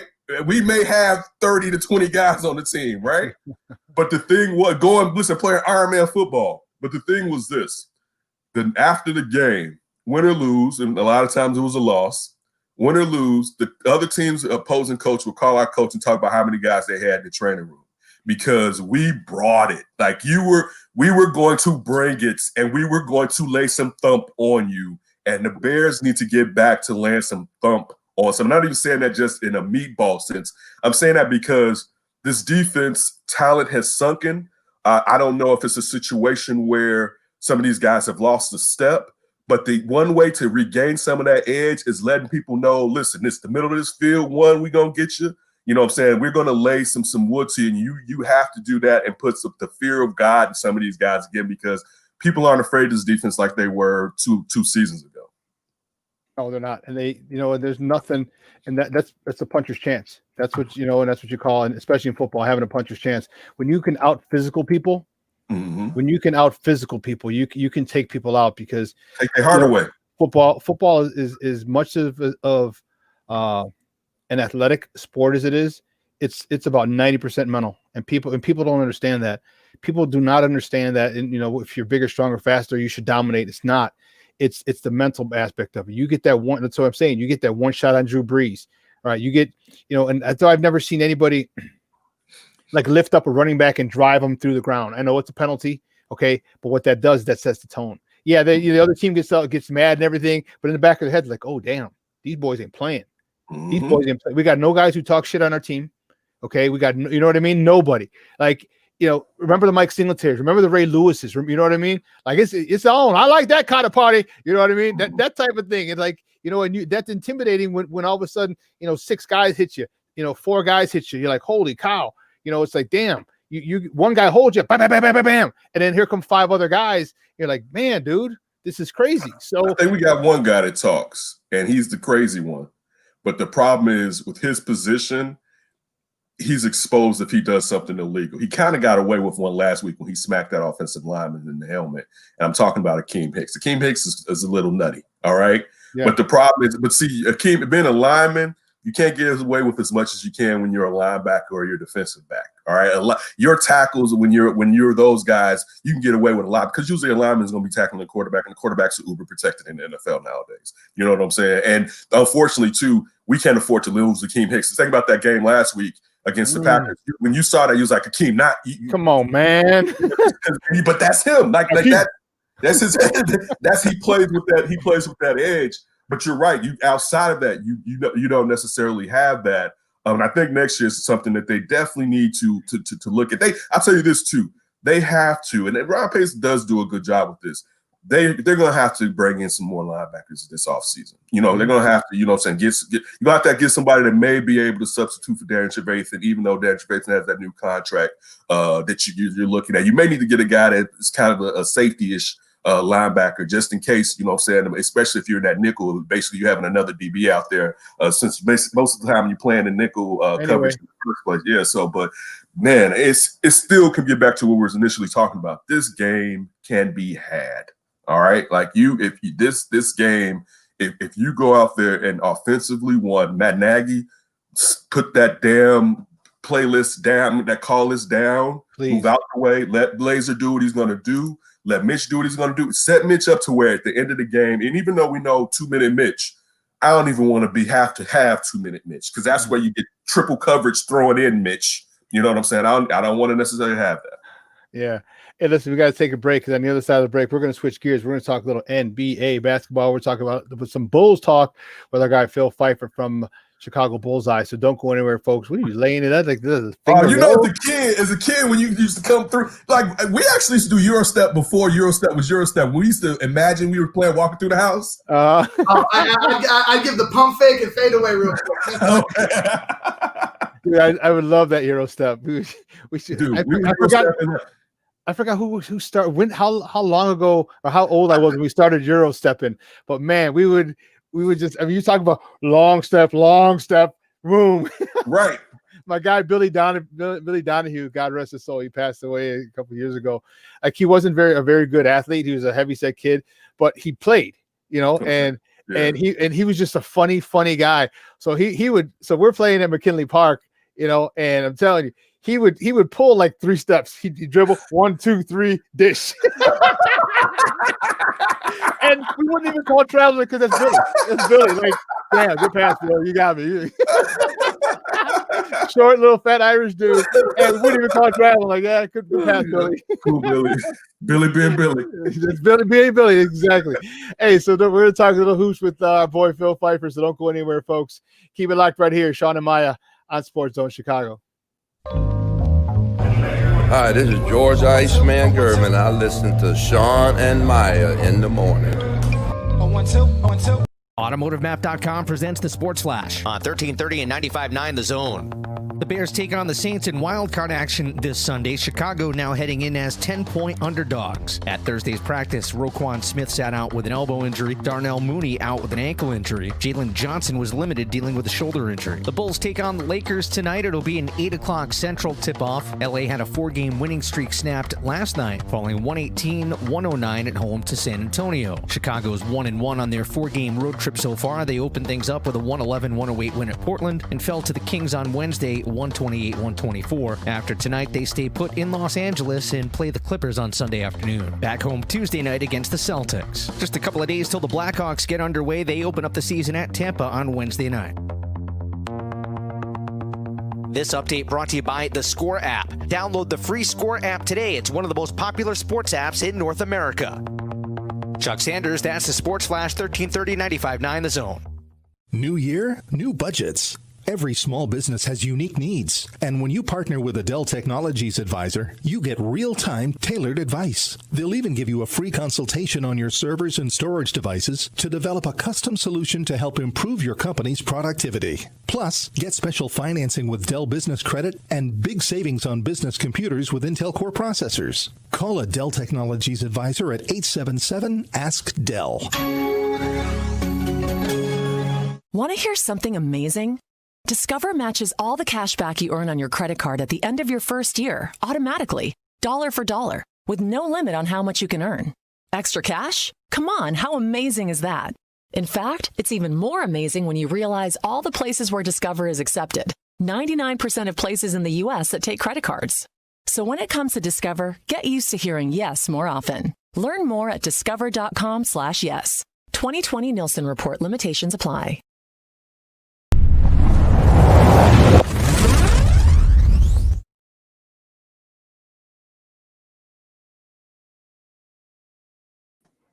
Welcome back to Shawn and Maya in the morning on SportsZone Chicago on this TGI Mickey Ficky Friday. It's the weekend, baby. And I'm fired the freak up. Fired up, baby. You should be. I mean, it's listen, the Bears in the playoffs, even if they backdoored in with the loss and having another team having to beat a team for you to get in, but you're in the tournament. And man, listen, there's not a juggernaut in the East, or the NFC, I should say, outside of Green Bay. So you should definitely have a chance to get a victory. I'm not going to go wacko and say that they can win it all, but there's a chance you should be able to get a victory in the playoffs finally. Definitely, I think so. And then our bullies are playing much better. I like what they're doing, even though they're not winning as consistently as we'd like. You know, it's a new regime, it's a new culture. It's early. You're right, very early, and things got to fall in line. And you know, we're going to talk. See that Sox hat? Oh, I didn't know that's all right now. I see you now. Okay. See that? I got this in Arizona. I didn't notice it either. Yeah, I didn't notice that. I thought it was just a great hat. Yeah, that's the sauce. Like, the light hit it right. Yeah. the right light hit it. Like, oh, that's the secret code. The secret code. Yeah, and also on top of it being a shortened season, this team didn't play in the bubble. It hasn't played since March. Man, it's been crazy. So you know, our next guest is going to talk a lot more about that. Man, you've heard him, you've seen him around. First of all, he's a good friend of the program, and he's the creator of ChicagoBullseye.com. You can find him on Twitter at CBE Fred for Chicago Bullseye. If you're to CBE Fred, guys, let's bring back to Shawn and Maya, Fred Pfeiffer. Fred, what's up, buddy? How are you? Shawn, Kenneth, it's great to talk to you guys. I'm doing fantastic. I bring you tidings of great joy as the Bulls are coalescing into a force of basketball destruction. So I feel so good. I'm so glad to be with you. I know it was a setback against the Kings, but overall, I think you should be pretty happy with the way they played in recent weeks, especially last 6 games. Yeah, you know what? I really am. And the thing is that this is what I anticipated, because I anticipated much better guard play due to the fact that you got Billy the Kid as a head coach. You got Mo Cheeks on the staff, and these are two guys. One's a great point guard, and one's a Hall of Famer. So I thought the basketball IQ of a Zach LaVine, of a Kobe White, of the guards in general would be much better, and we see it. It's just that, as we talked about, it's early. You got a new culture. You didn't have much for preseason training camp. You didn't have a lot of that to kind of gel together. So I think as the season goes on, I think this team is going to be a much bigger force to deal with, and I think it's going to be because of the guard play. Yeah, I agree. I mean, I always say there's two types of coaches: the coaches who ask the talent to adapt to their system, and the coaches who adapt their system to the talent.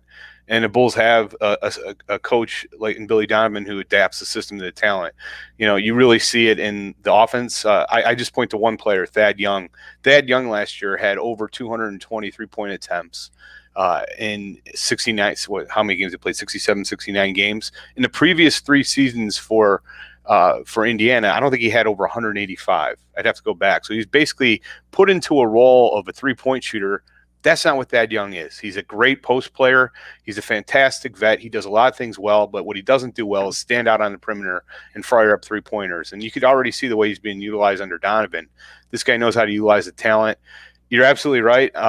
As far as the guard play, I mean, that's the whole – I have 3 questions for this year that have to be solved by the trade deadline. Can Kobe White and Zach LaVine play together? Is number one. Number two, can Lauri Markkanen approach his February 2019 numbers of 25 points and 10 rebounds? And number 3, can Wendell Carter Jr. kind of reach an offensive ceiling? So number one, I think so far this season overall, the jury's probably still out because they're both, I call them both combo guards, both tending towards the shooting guard position. But I think there's some really good signs that they can potentially become like Portland East, which is if you look at what Portland is basically 2 combo guards, right? With Dame Lillard, CJ McCollum. They're not really true point guards. They're more combo guards. And that's what I was hoping the Bulls could eventually develop into. Not sure yet if it's going to happen, but either way, they're both playing pretty well for the most part, especially over the last 6 games. Fred, let me ask you this, and you brought up this player, and I was going to ask you this question.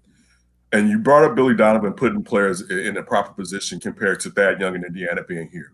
But what about earlier on what they were trying to necessarily do with Wendell Carter, with having him being out on the arc and kind of run the offense through him? And I know they said that was his game in high school because, at Duke, we did see him shoot at Duke, but still it was 1 year. And then with Bagley being there, having to construct the defense around Bagley because he couldn't D up anything. But your thoughts on Wendell Carter, and are they using him correctly? I know that last week they started having him in the paint more. He started to seem to get some more success by just having him be a big that can knock down a 15-footer and kind of rim protect. Yeah, well, I wholeheartedly agreed with that decision to try to make him into a 3-point shooter, just simply for the fact that I think the Bulls are one of the few teams in the league that could have had at the 4 and 5 position 2 guys that can hit the 3, pull the bigs out, and that would really help Kobe White and Zach LaVine to really elevate their games. It would open up the paint, and that's why I think Zach does best is attack the rim. Wendell Carter Jr. showed he had that ability in college. He shot over, I think, 40% from the 3-point line in his only year in college. But it just has not worked in preseason, and so far this season he's at 25% from 3. I still believe that he can do it. It would be such a huge thing for the Bulls and for him to develop that shot. Al Horford, for example, to really get or even look at a good one is Brook Lopez. Brook Lopez didn't have a 3-point attempt, I think, for the first 6 years of his career. And now he's a very good 3-point shooter. So it's something you can develop. My issue is, though, that's something that needs to be developed at a real high level in the offseason. It can't happen during the season. So I'm a little, dismayed or disturbed that he hasn't been able to hit it at a high, consistent rate. Regardless, Wendell Carter Jr. absolutely can bring value and help you win games if he doesn't shoot the 3. They're using him in his proper spot, which is at the high post. That's where he played in college. He's an excellent passer, an excellent rebounder, excellent pick setter. He helps you win games. And, I think he's played great lately. I think the attitude to start, there's a general movement among the fan base growing to start Gafford over Wendell Carter Jr. I think that's absolutely insane. I like Gafford. I like Gafford a lot. He's a really nice kid. He attacks the rim really well, dunks really well, has a lot of highlight plays, but he doesn't do anywhere near as well as Wendell does to the little things that help you win games, setting picks, making nice passes, boxing out, rebounding, especially rebounding. I think that's where Wendell clearly He's the best rebounder on a team, and rebounding is essential to winning basketball games. Yeah, I couldn't agree with you more, guys. We're joined by Fred Pfeiffer from ChicagoBullseye.com, talking a little Bulls basketball right here on Shawn and Maya on SportsZone Chicago. I'm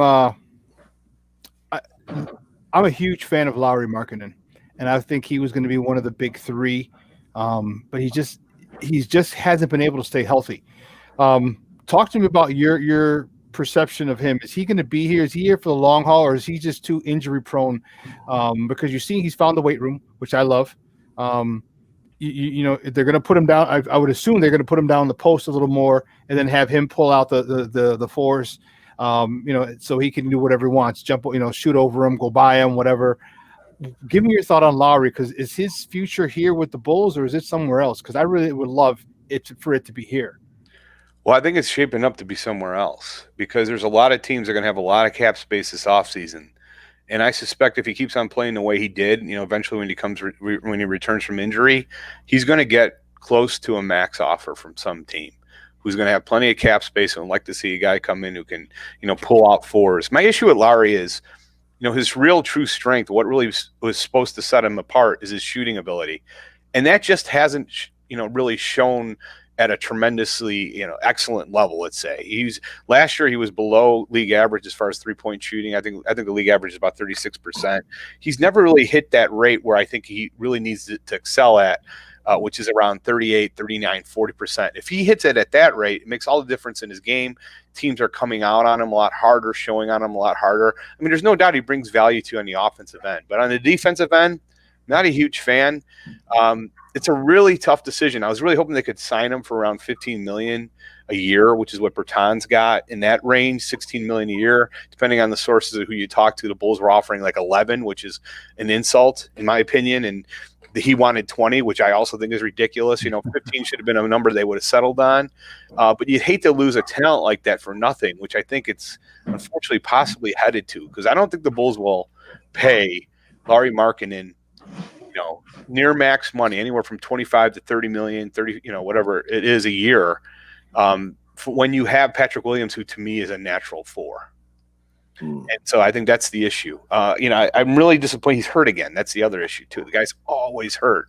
I think he has great talent, and I thought he played pretty well the first 3 games, but do you really feel like, to me, he's not one of the best 3 players right now on the Bulls, like as far as ceiling? That's to me clearly probably Zach, Kobe, and eventually Williams when he gets there. I called him the finished Lord. I had an affinity for him after his rookie season. I thought Lauri was going to be something that you really wouldn't even want to trade just from how the talent looked. But I'll say this, Shawn, I don't like the fact that Lauri has bulked up. And I compare it kind of like what happened with Tony Kukoc when he first got here, right? Remember, they wanted Tony to be a big, and they bulked Tony up. And that's kind of wasn't Tony's game. It took away his fluidity. And if you go back to even defensively, and I know defensively, you're like, I want Lauri bulked up because he's going to be playing against bigs and they can move him around. But defensively, his rookie year, he was able to get low on small forwards, and I mean in a defensive crotch, and be able to really stick to them. And I feel like since that second year he's bulked up, it took away from his fluidity. And he needs that to necessarily be the guy. Even with necessarily getting into the lanes, it looks awkward now to me because he bulked up too quickly. Last comparison, I compared it to power forward Kobe. Remember that year when Kobe, all of a sudden, because Kobe wanted to be post-Jordan, this was Kobe like year 6 or 7 after Shaq had just left, and Kobe put on, and players in the MLB do that, put on like 20 pounds of muscle in the offseason, and Kobe found out that year after carrying all that weight that he didn't have to necessarily have to do that, and he trimmed himself back down. And I'm not saying Lauri took any PEDs or Kobe, but I'm just saying that the bulking Lauri up, I think actually that the old regime did him a disservice by bulking him up so quickly when he was so young. You got to naturally let a basketball player bulk up. You can't throw that weight on him like that. I think they were probably trying to do it because he does have a tremendous amount of value to me when he does play to 5. And so maybe they were trying to encourage him to bulk up, to play, give more minutes at the 5, which in the first 3 games, that's where he started at. My issue is, though, number one, that could affect your shot. I don't know. I think he shot the ball pretty well so far this year. But he's never going to be a defensive anchor as a center. He's never going to be a defensive anchor as a power forward. That's not his game. He's a good rebounder, not great. So his strengths are on the offensive end. His deficiencies are on the defensive end. Like, he's to me like a prime candidate to be set out and possibly at the trade deadline and eventually not be part of this foundation. I think it's him and Zach are the two most likely to go. Oh, so woo-hoo. And I'm not a fan. Listen, I'm not a fan of trading Zach, but I'm just telling you based on everything I've heard from, Arturis and what he believes in as far as the game of basketball, and just the simple fact that he can by far bring the most in return. I think potentially Kobe White also, but I think Kobe White and Zach LaVine really probably both are twos when you get down to it. They're really probably best at the same position, so that could potentially be an issue. And we got to make a decision on Zach, right? He's got one more year left in his contract after this year. Mm-hmm. He's going to be paid close to max money. Is Zach LaVine worth a max contract to you?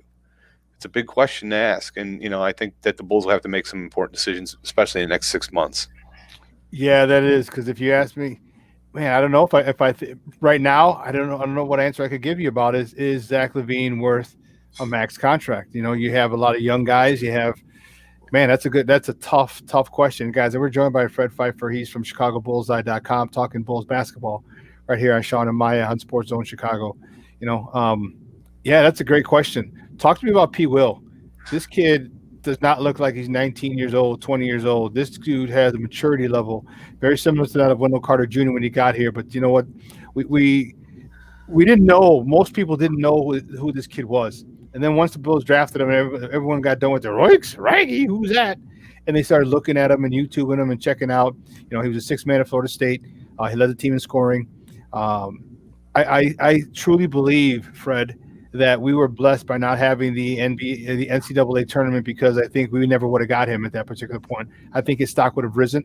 I think he would have shined brighter than all the stars that they had at Florida State, and we never would have got him. But this kid is somebody who I think is so fundamentally sound, on top of being super talented, that this kid can truly be a star in this league. Yeah, I agree with you completely. So the things that surprised me so far this season, he's shooting 47% from three. I didn't expect that in a million years for him to shoot the ball well. He's got an excellent mid-range game. Mm-hmm. And my favorite part of his game is when he attacks the rim with, ferocity. I want to see more of that. I love it when he does that. He's still very young, though. He's 19. Just got to keep on going back to 19. I think there's a general little bit of a kind of overrating what he's done so far. My biggest issue with his game right now is his rebounding rate. And I noticed this. Doug Tonis, who's the podfather of Bulls basketball, called this out to me a couple of weeks ago, and I started paying attention to it. And it is a little bit concerning to me that his rebounding his numbers are so low, at least right now, averaging just over 3 rebounds a game, which is for the amount of that he plays in the position that he plays, that just got to be higher, and as a coach and watching kids, that's something I think is really difficult. Some guys are just natural ball hawks and some aren't. And, he's 9th on the team right now in rebounding. He's got to do that. He's got to do for the position that he plays and where I think he's a natural at, which is the 4, he's got to rebound better. So, watching a lot of tape on him, I notice he has a tendency on the defensive side of the ball to, when the shot goes up sometimes, is to not attack the rim if his man is at the 3-point line or farther back, and I think he needs to do a little bit more of that, and those numbers will come up. He's 19. It's something you can learn, but it is something to watch about his game. So that's just one thing I did want to call out. But overall, I mean, he is very good at help defense. He's impressed me more on the offensive end. He definitely has more to his offensive game than I expected. But I got to tell you, watching Halliburton at Sacramento the other night, holy cow, that was one of the most impressive performances I've seen from a rookie in years. And I got to wonder if a lot of teams didn't miss out on Halliburton. I think the Iowa State connection probably hurt him from ever becoming a Bull, with all the jokes that would have ensued if the Bulls would have taken an Iowa State star. But that was one of the most impressive performances I've seen from a rookie in a long time. Wow. Hold on, guys. This just came across the wire. We'll talk about it the next hour. Man, legendary baseball manager Tommy Lasorda just passed away. Wow. Wow. Yeah. He won World Series in 81 and 88 as the manager Los Angeles Dodgers, and you can never forget the "I can't believe what I just saw" game with Kirk Gibson, the only game he played in that World Series. But wow, Tommy Lasorda passed away. Unbelievable, unbelievable. But back to the Bullies real quick before we let you go. How far do you see this team? Where do you see this team? Obviously you see them now. Where do you see them at the end of the season?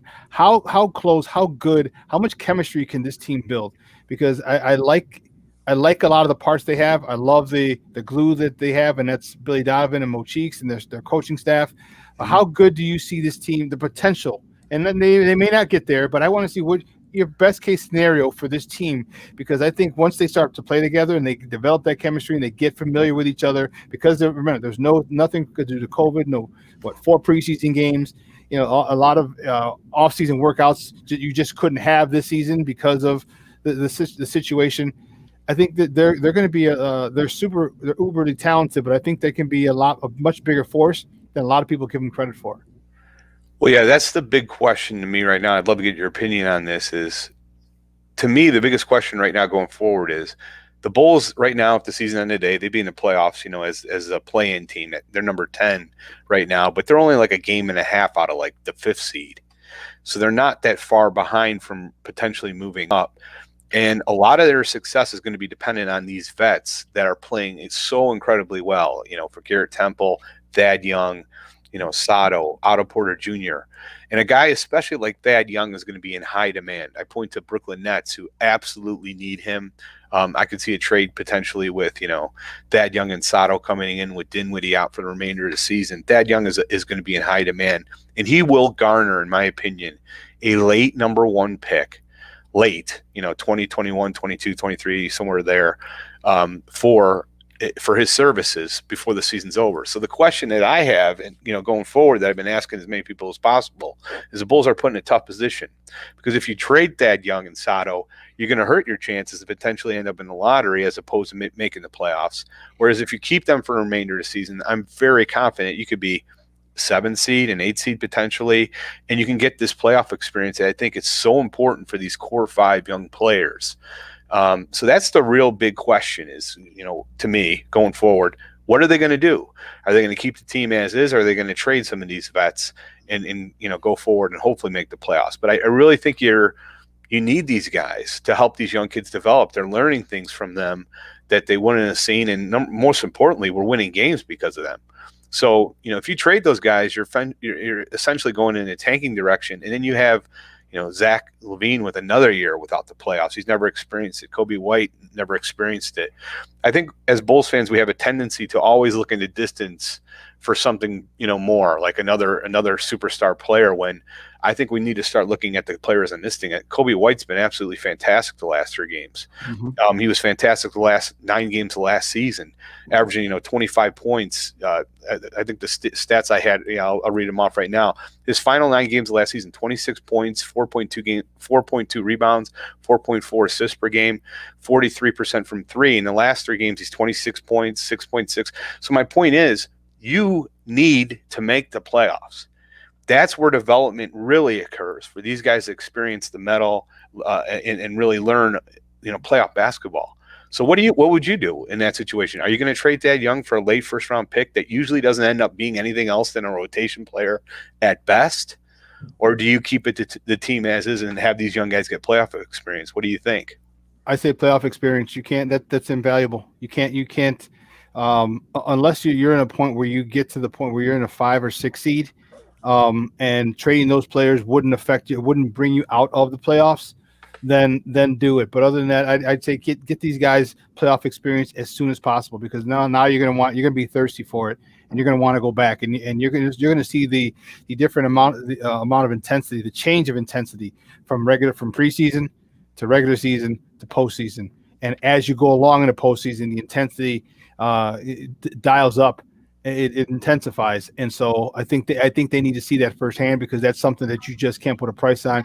You can't simulate it in a regular season. In practice, you just can't do it.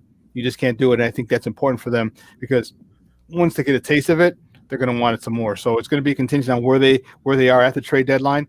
If they're deeper, like I said, five or six, then then I could say, okay, maybe sell some pieces off. But if not, if they're on the fringe and you need the Thad Youngs and the other people to get to the playoffs, then keep them. I agree. My opinion. Kenny? I'll say this. Let me go be the oppo on this one.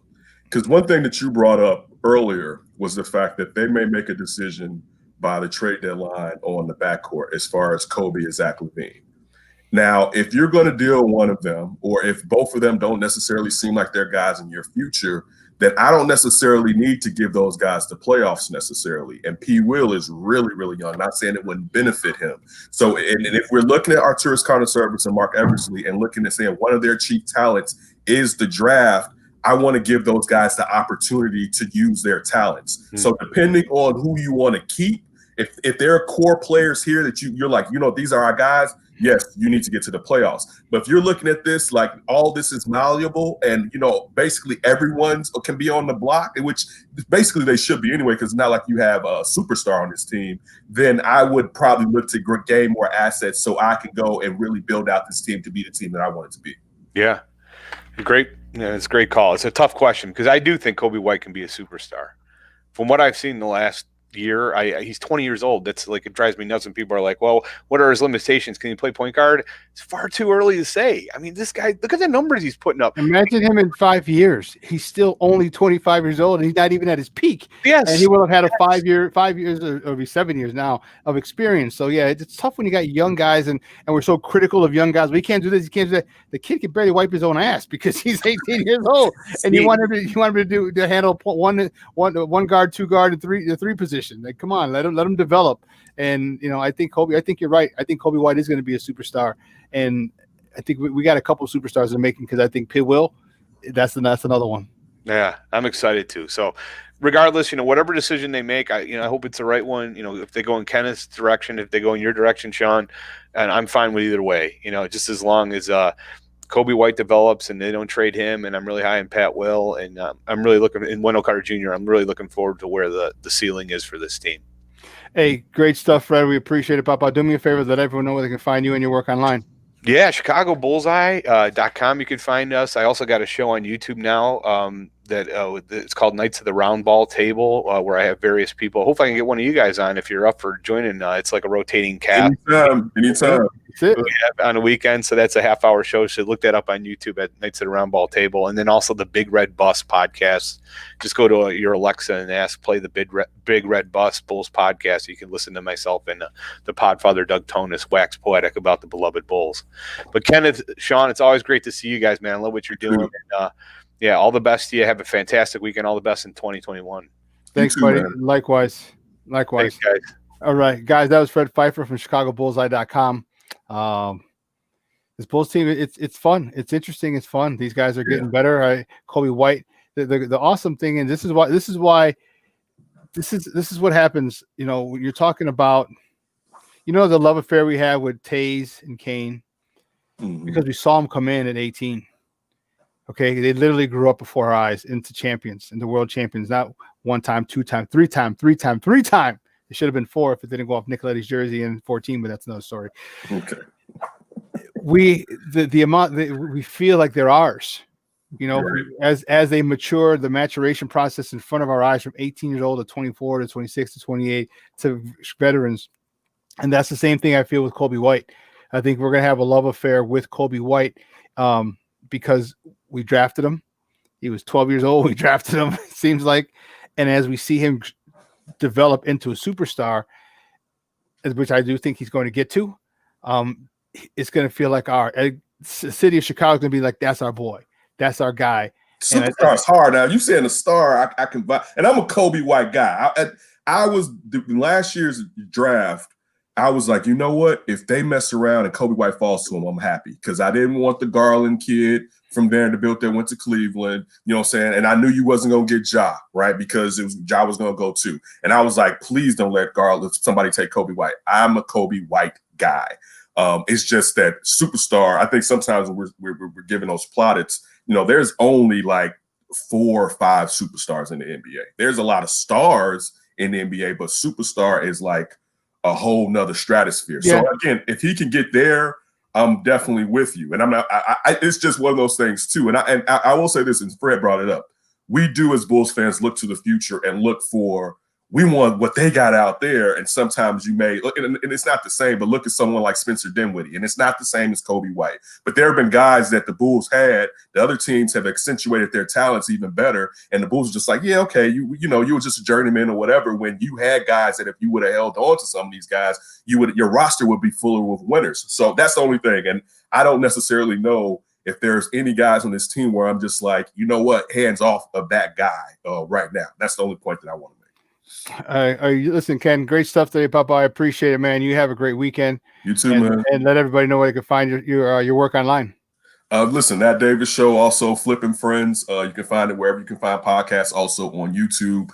Shout out to Jason. You've been killing it in Facebook with posting these terrorists.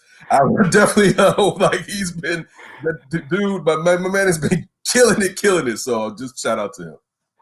Cool. Hey, great stuff. We'll talk to you on Monday, right, Papa? And a lot of Bears talk on Monday, that's for sure. We're going to kill it on Monday, man. Have a good weekend, you all. All right. Listen, we got to take a quick break. And on the other side of the break, our guy, the draft doctor himself, Phil Toshin, is going to be with us for about a half hour or so. And, man, we're going to chop it up and go ham on this because I love talking Bears. So don't go anywhere, folks. The draft doctor himself with the Super PAC up next on SportsZone Chicago. Hey, this is Dr. J, and I listen to Shawn and Maya in the morning.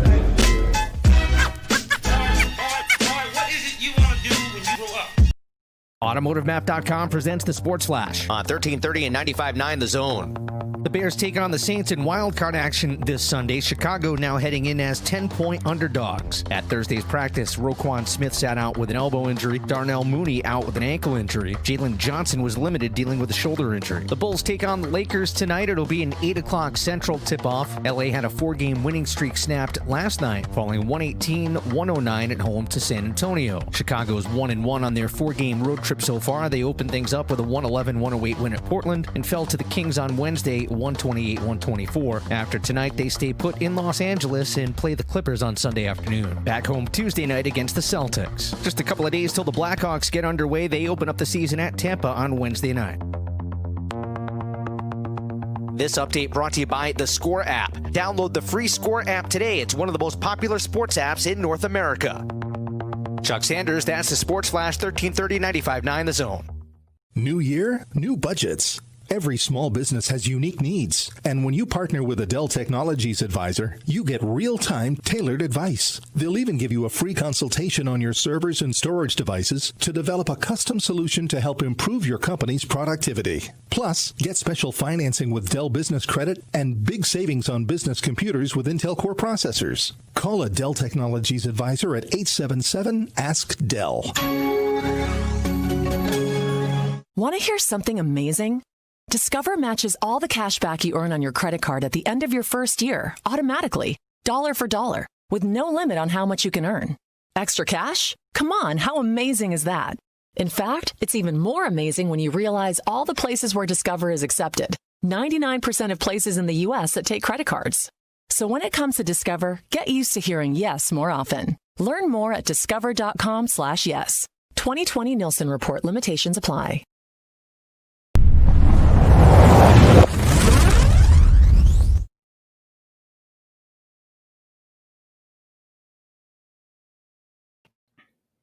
Welcome back to Shawn and Maya in the morning on SportsZone Chicago on this TGI Mickey Ficky Friday, baby. It's the weekend, baby. It's going to be brisk. But you know what? In Chicago, 30 degrees in January, it's not cold at all. You know what? That's tropical for us. You know, no polar vortex, no winds at 60 miles an hour, 70 miles an hour. No. A nice 30-degree day, nice crisp. And plus, you know, we know how to layer here in the Chi. We know how to layer. It's going to be nice. I found a new spot. Oh, man, I'm going to talk to my next guest about this. This is a dope spot. This is dope. I found a new spot that I can go to, and it's quarantine safe. Very nice. But we're going to bring out our next guy because we got some Bear stuff to talk, man. You've seen him on the show. He comes out on Fridays when we talk Bears. He's from the Tape Never Lies Network. I was just on his show, Keeping It 100 on Wednesday, and we had a great conversation. So we're just going to transfer it over to here, to this platform. You can find him on Twitter You can find him on Instagram. He's more of an Instagram guy at Phil_Toshin. That's his IG handle. On Twitter, if you want to find him, it's Fulfill O. Let's bring him out. Our boy, Phil Toshin. Phil, what's up, Papa? How are you? What's up, Shawn? Could you hear me? Yes, I can. I'm having a hard time with this. I guess Apple had some update on their software, and I got to update it because you're like chopping up like Dougie Fresh on the beatbox. So I was hearing everything in the show fine, but now when you came back from commercial, it started messing up. I don't know why. Started acting crazy, huh? Okay. Well, now I can hear. Now I can hear. Okay. Thank God. I'm in the car. We're working the under routes like Cole Kmet. The under routes, the tight end, jet sweeps, all those things are getting working. Do I go sideways is better for the show like that? Yeah, look at that. Actually much better. There you go. On the spot. On the fly, dude. It's sudden change, man. Sudden change. You know how it is. Listen, that's something Matt Nagy can't do. I mean, just hire me and Shawn now. I'm putting together our staff. Oh, nice. Don't get me excited. Don't even get me excited like that, dude. Don't even get me excited like that.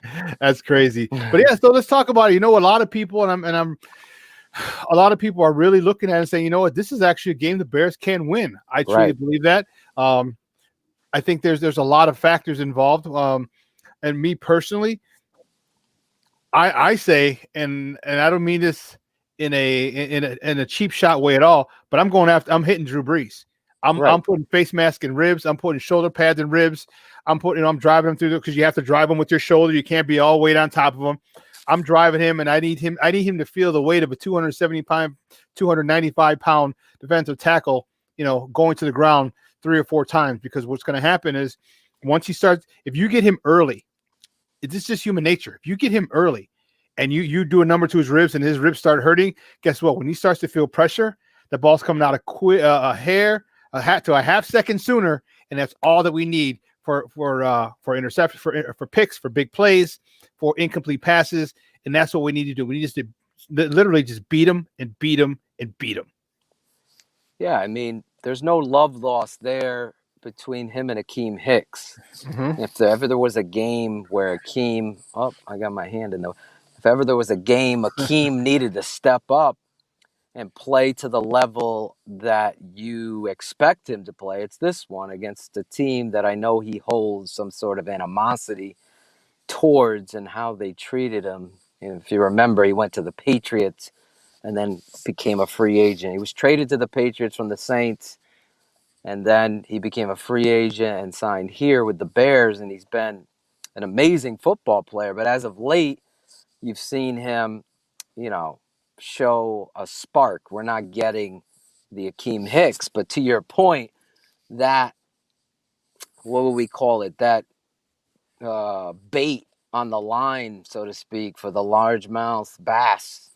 That guy's got to strike, and he's got to deliver inside. And, this game of football, you said it, we've all talked about it. It doesn't have to be as complex as the broadcasters try to make it sometimes. You could win games with your front seven and your defensive line. If Pagano was emptying the chamber against the Packers, I don't know what kind of pop gun he's using, because it ain't happening there. He's got to go out there, and really, that's the only way I could see this football team winning, is if Quinn, Mack, Hicks, Mario Edwards, Jenkins, Urban, and the young kid Tevis Gibson that Shane, my buddy's, giving bear up to this week. If these guys come to play and control that pressure with an older quarterback that's not playing, listen, breaking down that tape, Aaron Rodgers is playing lights out football, and you had 3 opportunities to make an interception in that game. Think about that. Mm-hmm. As good as he's playing, and boy, is he living on La Vida Loca on the national airways. Jeez, Ricky Martin doesn't get as much love. But he did make some throws in that game that you can't coach, he's throwing across his body 23 yards on a line, those types of things. That's not what you're going to get from Drew Brees. So if, to your point, Robert Quinn might have played his best game last week, all season, just getting pressure. Khalil Mack always plays his best. In fact, this was the first time I ever called him out, was near the end of the game when Jones makes that last touchdown. That was the first time I ever saw Khalil Mack allow himself to be blocked. It's just a showcase of what that game was. So now you got a wake-up call. You saw Mack talking. Go in. There's nothing to be ashamed of to know where the hunter has to shoot the deer. You know, you have somebody that's decided to play the game. Just to your point, you want to play within the rules, obviously, but you know where that bullseye is. That's going to be a little extra. If you are a step away, you want to drive through that or push him and let him know you're there all the time. And really, once you start getting somebody in a mental mindset where they can feel the injury, they start throwing the ball a little bit more soon or a little bit more erratic. And that's where you can get these turnovers. It's always a game within a game, Shawn. You're 100% right. I know I gave you the long answer there, but that's really where it's at. I agree with you. That's got to be the game plan. You can't sit back in these zones and say, oh, I hope we get to him with 4. I hope we get to him with 4. That ain't going to be. You got to pressure someone. It's like a shark. There's blood in the water. You know where the injury is. You got to come in and attack it. Go get it. Yeah. Go get it. You know, they have a one of the biggest things that the defense is going to have to deal with is the loss of Roquan Smith. That's huge. You know, especially if Alvin Kamara plays. And I just, you know, Murphy's Law. Roquan's out. Kamara's going to be in because he's on COVID-19 protocol. So they're waiting to see if he's going to be able to play. What do you think they need to do if he does play to neutralize him? Because Roquan would have been the guy to do that had Roquan played, and Roquan would just probably would slow him down. He wouldn't stop him because Alvin Kamara is just a freaking stud. But he's the best chance we have to neutralize him. Without him, what do we do if he plays?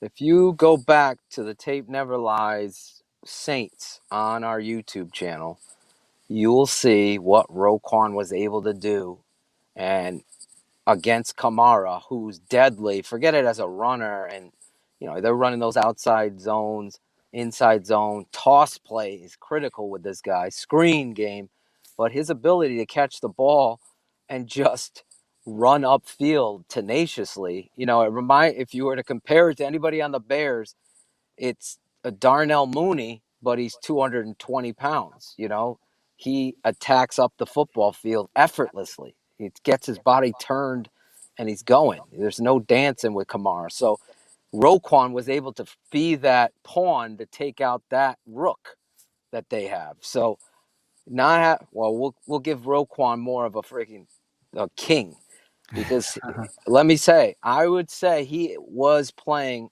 and this isn't biased, the best inside backer in the league in football, better than the kid in San Francisco.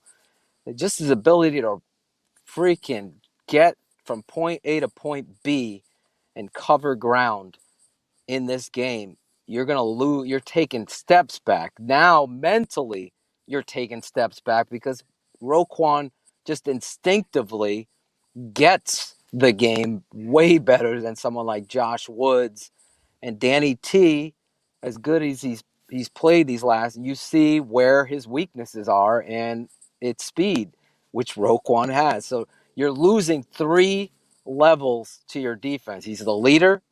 He's the best, in my opinion, inside backer, or was playing the best in the league. And you got Kamara on the other side. So the instincts get lost on somebody like Woods. It's a huge loss. And now if Kamara plays, which he's tweeting out, I guess, that he's going to, now that becomes another area. So how do you do that? What do you do? as a coach, you have to do something different. We talked about that against the Packers. He tried to do it. We saw later in the game, they moved Fuller to the other side. Did you see? He followed. He didn't even play Adams. He just switched sides to the formational strengths. That can't be the case here. You're going to have to do something different, and they showed this box where they lined up Houston Carson, nickel, and they're putting people in the A gaps, and they're trying to tell Rodgers throw the football. You're going to have to do that against Breeze.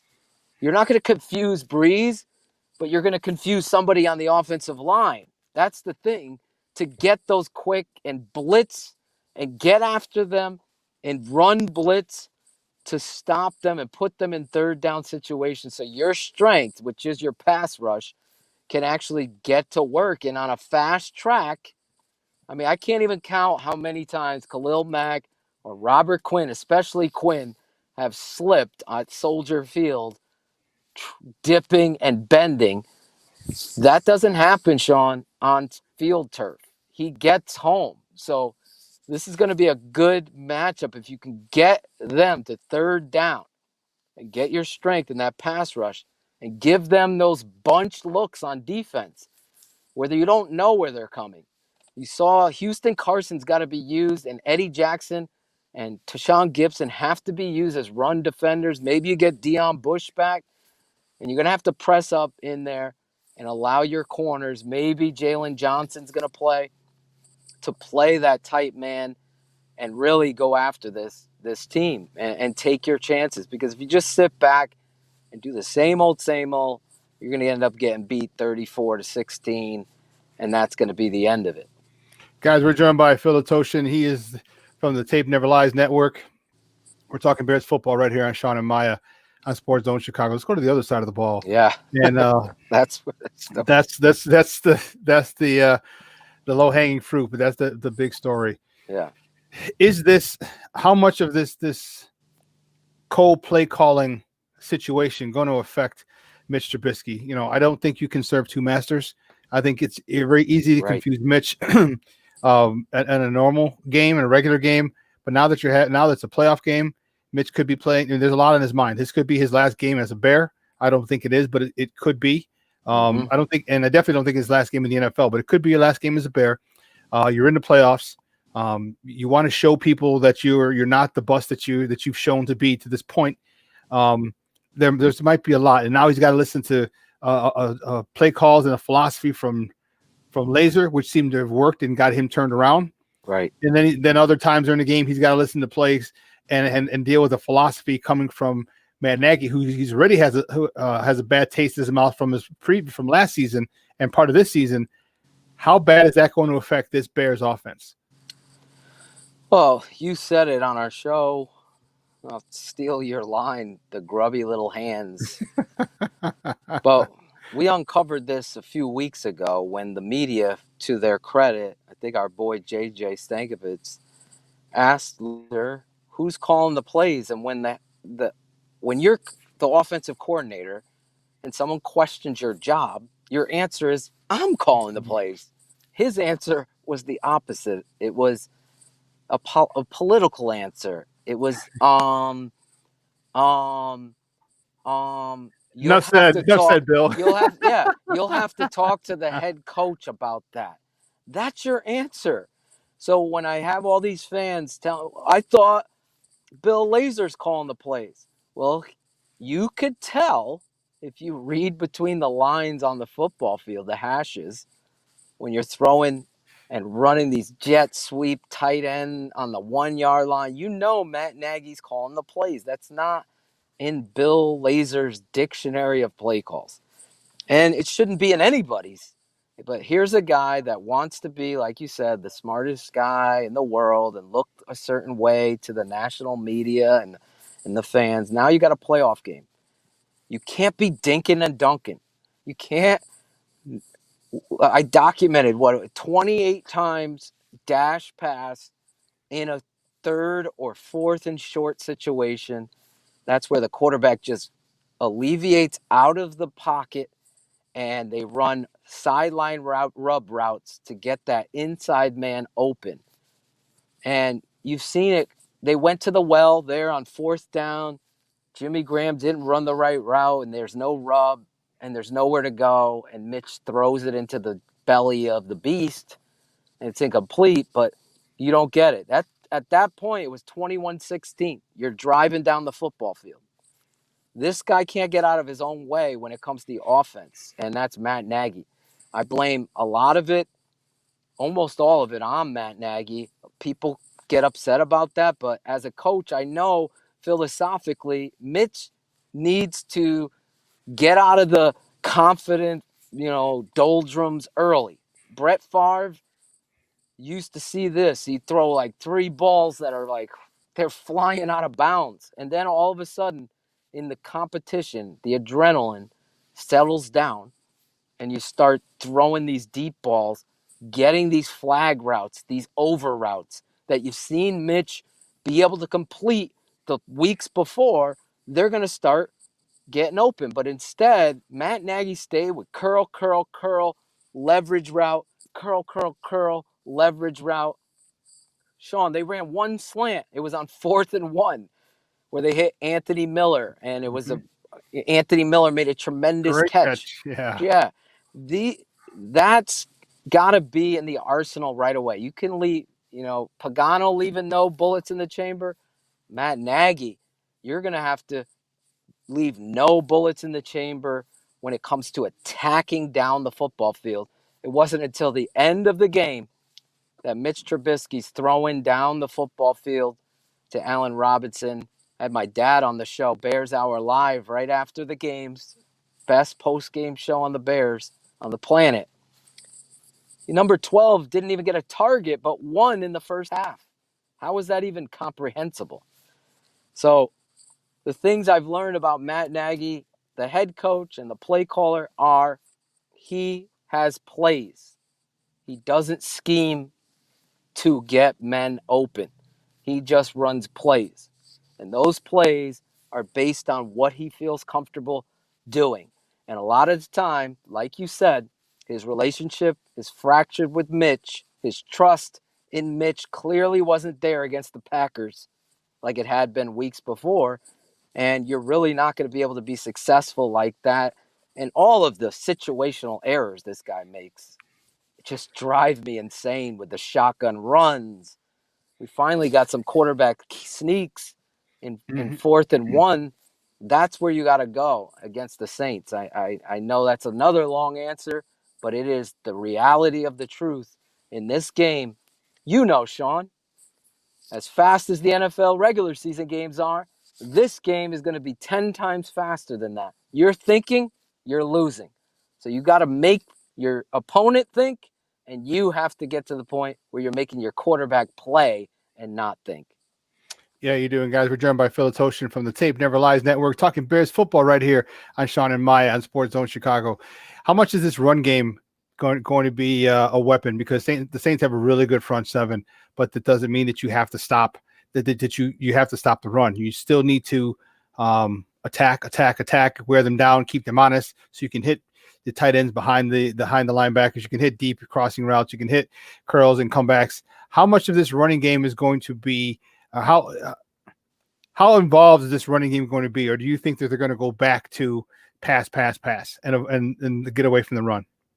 Yeah, I have no faith. I really think that you saw last week Matt Nagy took over the play calling. You and I both know it. I broke it all down. You can go watch it over at the Tape Never Lies Network. If you're a patron, you're seeing both sides of the ball. On the offensive side of the ball, there's just no understanding of the hot hand or rhythm at that running back position when it comes to David Montgomery. You saw on the first drive against the Packers, Montgomery's the hot hand. He gets hurt. You think he's done. He comes back in and he showcases exactly why he is who he is and why you and I think so highly of him. And then the Chicago Bears catch a break on a punt fumble. And guess who's in the football game? Cordero Patterson. And you end up kicking a field goal there. There's where the killer instinct, the understanding of your identity needs to stay.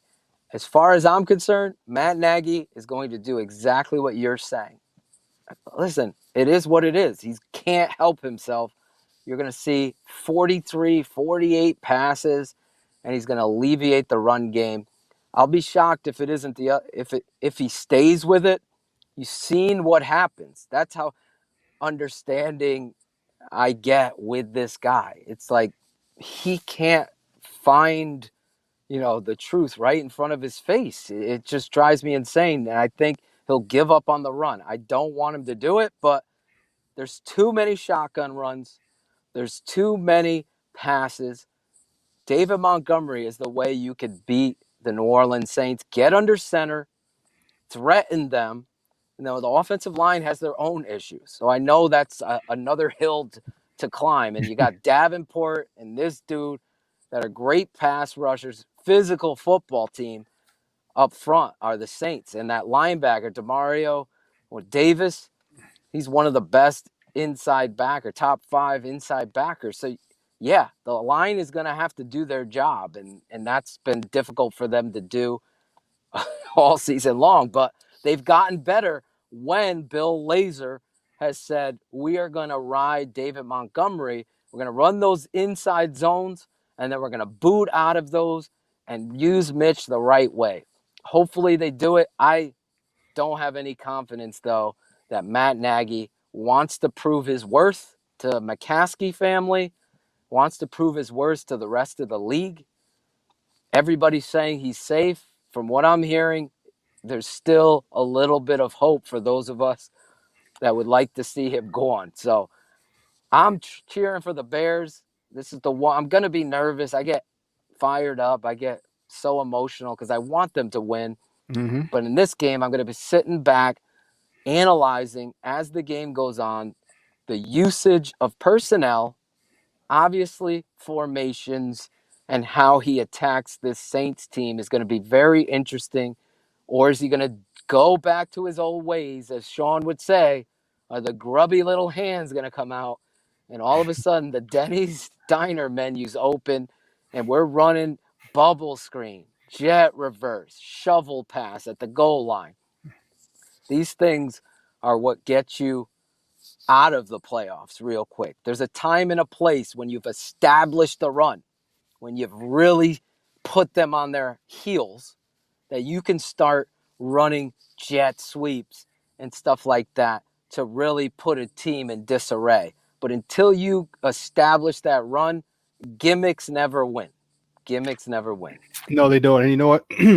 Here's why I don't think the Bears are going to win, because according to multiple reports, the results are in. Is that he's safe.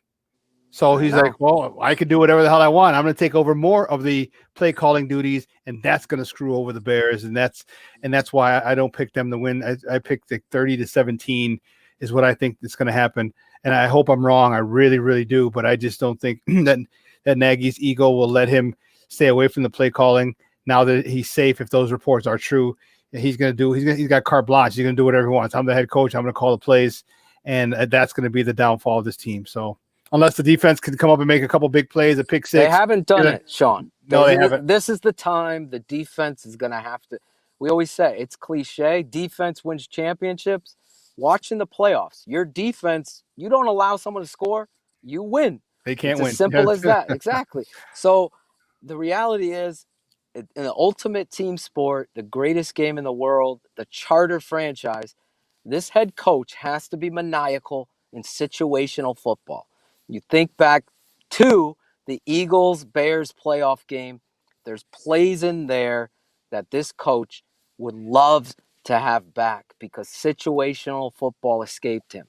So as a football coach, you even go all the way back to then in that pressure, and that you're riding the high of that 12-win team, NFC North champs, and you lost that game. You waited too long to be aggressive. You're going to have to be aggressive, but you're also going to have to recognize then you had Jordan Howard. Now you got a guy that I feel like is top shelf. Like, this isn't hype. He is an amazing running back, and he could do it both in the pass game and the run game. you're going to have to ride that train, especially if Mooney can't play. You're going to have to get David Montgomery and scheme this guy and be strong, because you and I will text and you'll see me posting out there and fans will see it. Here's a huge 3rd and 4. Those down and distance plays set the tone for how you're going to win this game. And every play matters so much when the pressure is high like this. The kid's 22, 23 years old. Get him the rock. He's healthy. Okay. He's full of energy. Say, hey, you need to tell, hey, listen, you're going to get 30 touches today. Exactly. I don't know what the combination is going to be, 20 and 10, 25 and 5. I don't know what it's going to be, but you're going to get handoffs and carries and receptions. Exactly. But you're going to get 30 freaking touches. And I guarantee you, if you tell that offensive line, this is my biggest thing, and before we got to let you go, you tell an offensive line, and you've coached offensive line, what would your guys do if you said, hey, you know what, we're running the ball 50 times a day? Not in the NFL. In the NFL, you say we're running the ball 30 times a day. Well, what would an offensive lineman do? How freaking excited would they get? Like 30 times? Because that's what offensive linemen like to do. They don't like to kick step. They don't like to pass pro. They want to impose their will on you. And you not be able to do a damn thing about it. That's the mentality of an offensive lineman. So this is how you get those guys fired up and say, you know what, we're going to run the ball 30 times a day, and you better bring your big boy pants. And that's all you got to say. That's your speech for your offensive lineman this week. 30 times, bring your big boy pants. If you ever say that, I mean, I don't know those guys. I know a few of them personally, the offensive line, and those guys want to run the football. So to your point, just to answer it, I think you're going to see them fired up and excited about that kind of game plan and that philosophy. The key is here, as you know, you hear the narratives or the reporters say the players really love this coach in the locker room. Well, does he motivate those players to get fired up? Can he turn to them? The onus is on you today. You guys, do you want it? We're giving this guy the rock. We are going to run through you. Are you going to be ready to carry us out of here with a W? If he was able to do that as a coach and really inspire that offensive line, because they've not been good. They've been average to below, and we've seen some glimpses. This is going to be a whole nother level for Bars and the young center. Mustipher, and Leno has not had a good season. You know the story. And Affetti, he's holding his he's holding his mouth guard, wondering who he's going to block. Everything has to be crisp. The best thing to do is what you're saying. Challenge them, get them excited, and follow through. Don't make an empty promise. Stick with that run game. Believe in those guys so they can believe in themselves. And you see what you get. But at the end of the day, you know you went out there and battled hard, because, listen, the fanboys want to see 50 passes. Fantasy guys want to see that. Us guys, we want to see the run game and the Chicago Bears to victory. That's it. Give me the meat, man. Just give the rock to David Montgomery. That's all I want to see. That's all I want to see. Give the rock to David. Let him do his thing. Get it to him any way you possibly can, and then open up the rest of the field. There's no excuse. We saw it was working last week. We saw it was working the week before that. I'm done with this. I'm done with this serving two gods type of approach. We need one person, one head to lead us to victory. I don't think that's Matt Nagy or Bill Lazor or anybody on this staff. I couldn't hear anything he said. I'm serious, because of this stupid iPhone update when I was signing on. Once he came on, it just started doing that clicking thing. Can you hear me now? What did he say? No, he said that he's just tired. We need to do one thing. He's tired of the two play callers. And give it to David Montgomery, whatever way, get it in his hands as many times as possible. Just kind of echoed what I said, which is perfect. So I know Ivan. I love you, bro. I'm sorry I couldn't hear you, man. It's all right. It's all good. I'm gonna update it's telling me, just for future guests and everybody, that I guess there's an update on the Safari for StreamYard. The version causes this glitch that you can't hear. And it takes 5 minutes to go away, but The software update fixes it. So I'll make sure I'm ready with the next Friday when we have the post. Hopefully we've won and we're going on to the next round. I mean, which should be Green Bay. Let me say this real quick before I got to go because I'm on my lunch break. I'm probably 4 minutes over. The Bears have every opportunity to win, no matter what anybody's going to tell you. They got there however they got there. Doesn't matter how you got your ticket into the club. Now, the ladies and the beautiful girls, whatever, you have the right to go kick your game. So the Chicago Bears could go out there and shock the world because right now you're just an afterthought on every television show, every radio show nationally. They just skip over the game and say, oh, yeah, that's the Saints. And that's the amount of respect you have. If ever there was a time for a leader to tap into somebody, tap into his football team, and be the emotional lightning rod, it is now. It is against the Saints, and the Bears go marching in. That's how you got to be able to do it, Shawn. Hopefully, Matt Nagy's capable of doing that. I have my doubts, but I'm going to be there watching it and be excited about covering it afterwards. I'm excited about it. We'll see. All right, buddy. Thanks a lot, man. You know I love you, brother, and appreciate your time, man. Absolutely, guys. Ivan, God bless. Go Bears. Bear to freak down, baby. Hey, guys, that was the Draft Dr. Phil Toshin. We're going to take a quick break, and then we're going to wrap things up for this week. And Ivan and I are going to talk a little Bears before we go. So don't go anywhere, folks. Keep it locked right here. Shawn and Maya on SportsZone Chicago. Hey, this is Gary Payton, and we listen to Shawn and Maya in the morning. Do that. AutomotiveMap.com presents the Sports Flash on 1330 and 95.9 The Zone. The Bears take on the Saints in wildcard action this Sunday. Chicago now heading in as 10-point underdogs. At Thursday's practice, Roquan Smith sat out with an elbow injury. Darnell Mooney out with an ankle injury. Jalen Johnson was limited dealing with a shoulder injury. The Bulls take on the Lakers tonight. It'll be an 8 o'clock Central tip-off. LA had a 4-game winning streak snapped last night, falling 118-109 at home to San Antonio. Chicago's 1-1 on their 4-game road trip so far. They opened things up with a 111-108 win at Portland and fell to the Kings on Wednesday 128-124. After tonight, they stay put in Los Angeles and play the Clippers on Sunday afternoon. Back home Tuesday night against the Celtics. Just a couple of days till the Blackhawks get underway. They open up the season at Tampa on Wednesday night. This update brought to you by the Score app. Download the free Score app today. It's one of the most popular sports apps in North America. Chuck Sanders, that's the Sports Flash, 1330 95.9 The Zone. New year, new budgets. Every small business has unique needs. And when you partner with a Dell Technologies advisor, you get real-time tailored advice. They'll even give you a free consultation on your servers and storage devices to develop a custom solution to help improve your company's productivity. Plus, get special financing with Dell Business Credit and big savings on business computers with Intel Core processors. Call a Dell Technologies advisor at 877-ASK-DELL. Want to hear something amazing? Discover matches all the cash back you earn on your credit card at the end of your first year automatically, dollar for dollar, with no limit on how much you can earn.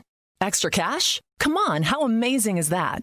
In fact, it's even more amazing when you realize all the places where Discover is accepted. 99% of places in the U.S. that take credit cards.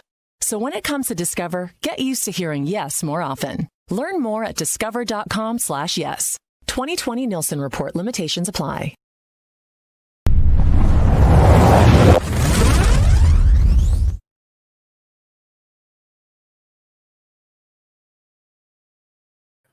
Welcome back to Shawn and Maya in the morning on SportsZone Chicago.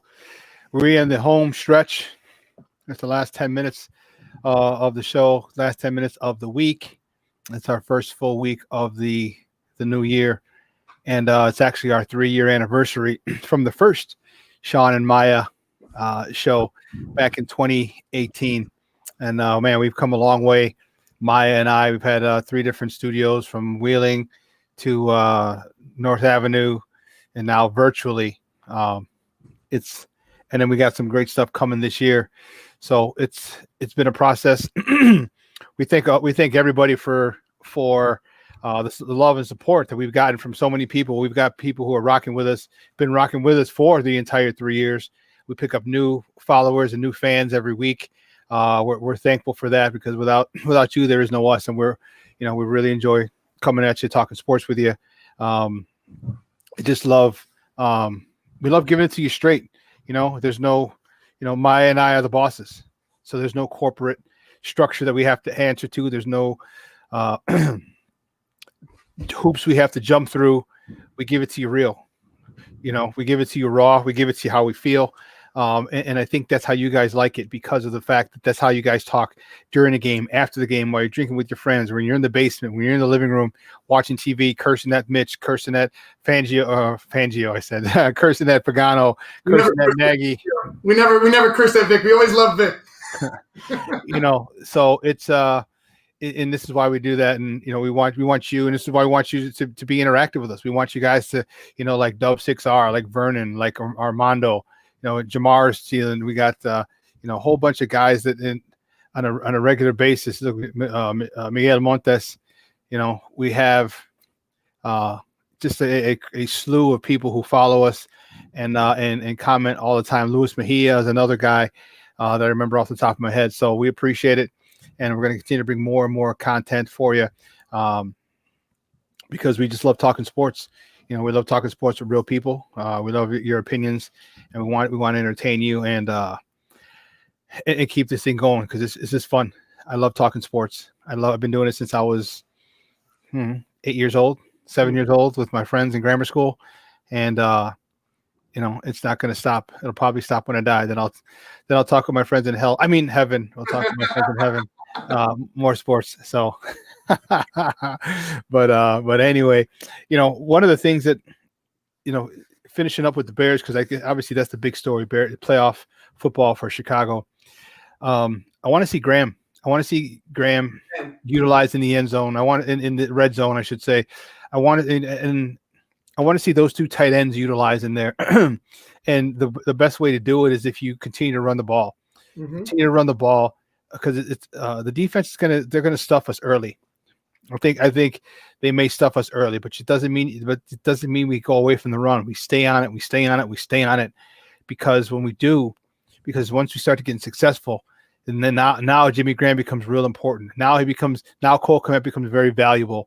These two guys become extremely, extremely potent options when you stick with the run. And if we can do that, I think it'll be good, because Cole Kmet is a guy that I want to see take the reins from Jimmy Graham. Mm-hmm. I still want, not that I'm putting Jimmy Graham out the pasture, but I want to see Jimmy Graham do well today, this week, just to prove he's proven that he's not washed up. He has quite a few touchdowns in the red zone. 4 or 6 touchdowns this year in the red zone for us, and attack it. And this defense, Khalil Mack was talking yesterday, and he said there's a lot of professionals in this building. Okay, damn it, we need to see it. We need to see it, because those professionals that you're talking about haven't been living up to the standard that they had set 2 seasons ago. Mm-hmm. And so this is where they need to step up. And I know Robert Quinn wasn't here 2 years ago, but damn near everybody else was. Kyle Fuller, stop playing 8 yards off. Mm-hmm. All right, get up there, get physical. I don't care if it's a zone or not. You be physical. You jam a receiver and get back to your zone. That soft coverage has got to stop. I need Pagano to say, bump this. If I'm going to get fired, I'm getting fired. I'm getting fired doing my thing, and that's bringing the heat. That's bringing the kitchen sink. And if we can get to Drew Brees, perfect. I just want physical football from the Chicago Bears team. I really, really, really do. Yeah, they need to, because Phil's tape this week, it was pretty much you got out physical. It was embarrassing. Like, you got outworked. You got beat up, is what the Chicago Bears did. And that's twice. That's 2 games. They played the Green Bay Packers, and they got beat up. Although it looked nice at the beginning, kind of. Late in the game, you just saw the will be taken away from the Chicago Bears, and I don't want that. I don't want that to happen this week. To go to your point with the tight ends, yeah, attack that middle. Attack those linebackers, because the secondary for the Saints is pretty good, but those linebackers are my question. I know their line is great as well, challenge those linebackers to make plays on playmaking tight ends and your running backs. Because I feel like if you could attack that and you could continue, you find success that way, while initially running the football, while establishing the run, and you could attack that way after the run, I think you're going to get a lot of tired linebackers. I think you're going to get a lot of guys that aren't going to fully commit to the tackle later in the game. I think you need to get those linebackers moving. Not necessarily going deep, but get them left and right, get them up and down, keep them active, and then I feel like you're going to find a big run late in the game. And this last thing before we gotta go, this was directed at Mitch. Mm-hmm. This is a time where you need to reach down and make sure you got a freaking pair of balls. Okay, this is a time if you want to be the leader of this team. Okay, if you want to prove anybody wrong, okay, this is the time. You think of all the times that people said how horseshit you were. You think about all the times that the fans, me, you, the rest of the media talked about how horseshit you were. Mm-hmm. Okay, how you need to be run out of town, how you definitely didn't deserve a fifth-year extension. You think about all the times that they told you that you weren't enough. All the time that in this 4 years here in Chicago that you had to deal with this shit. All the times that you're being compared to Mahomes and Watson. And you just being put, you're basically a redheaded stepchild, and that nobody in Chicago wanted you. You think about those times, okay, and you let it motivate you. You think about that because if this can't fire you up, then you damn sure don't need to be on this Mickey Fricky team. You damn sure, because Mitch needs to come out. Mitch needs to come out like a serial killer, okay, calm, cool, calculated, and collected. Okay, he can't be throwing ball. You can't force balls into double, triple coverage. Okay, you have to run when the opportunity is to run. Even if there's a receiver open, I need you to run, especially early in the game. Early in the game is the key, because if you don't run early in the game, okay, mm-hmm. if you run early in the game, what happens is now they have to watch for you later. Okay. So now as you can decide, you can pull it down, start to run. And once they start to collapse, now you can find someone open, guys who are collapsing because they think you're going to run. Because if they don't think you're going to run and they think you're just going to get to the line of scrimmage and kind of go laterally side to side to stay behind the line of scrimmage to throw the ball, then they're just going to stay in coverage. You need to stress the defense, Mitch. This has to be Mitch's best game that he's ever played. Better than that Tampa Bay game in 18 where he had, 6 touchdown passes. Better than the Dallas Cowboy game last year, which I thought was his best game. Mm-hmm. Mitch has to come out. He needs to be focused, and he needs to piss everybody off and say, you know what, fuck you to all the people who thought I was shit. Mm-hmm. Okay, I deserve to be here because I'm going to lead this team to the championship. If he can't find that inner motivation and inspiration, then he's done. Period. Well, I think it goes to what you and Phil and what we've been talking about is that dual play calling and reverting back to Matt Nagy. Yeah, I want Mitch to be the best Mitch you could be, but if they're not putting him in the position to be the best Mitch he could be, he can only do so much. Mm-hmm. I feel like you'll know who's calling the plays. If you see Mitch in the pocket too many times, if you see too many passes or over rushes in the first half, you'll know who has a game plan. You'll know it. Mitch, your head coach doesn't believe in you. The city doesn't believe in you. The only person that probably believes in you is maybe a few of those guys in that locker room and yourself and your mom and dad. Like right now, those are the only people that really truly believe in you. And I ball out, dude. Ball out. You could change your fortune. Like I said, for the past few weeks, I feel like players and coaches alike on the Bears had an opportunity to change their fortunes. And they're getting another opportunity every other week. You know what I'm saying? It's just they keep getting these chances. When are you going to seize the moment? When? You know what? This is the perfect time. And then before we go, what do you think about the Deshaun Watson deal? I would trade for him. All right, he's very unhappy in Houston. I would get his ass over here. We have first round picks. All right, and here's Ryan Pace again having to spend draft capital to cover his ass for a stupid pick. Mm-hmm. You know, I would love to have Deshaun Watson here. You know what? You get Deshaun Watson here. He's got a big cap hit next year because they extended his 5th year. He got I think they extended his contract. But then you got to bring Allen Robinson, or you got to bring another stud receiver over with him to make sure he's got help. because Darnell Mooney's good, but give me a legit solid number one receiver. Because if they can make that happen, if Ryan Pace can make that happen and trade for Deshaun Watson, I would love my it seems, and this we've seen it, he's made a big splash before. Obviously the Khalil Mack trade was huge.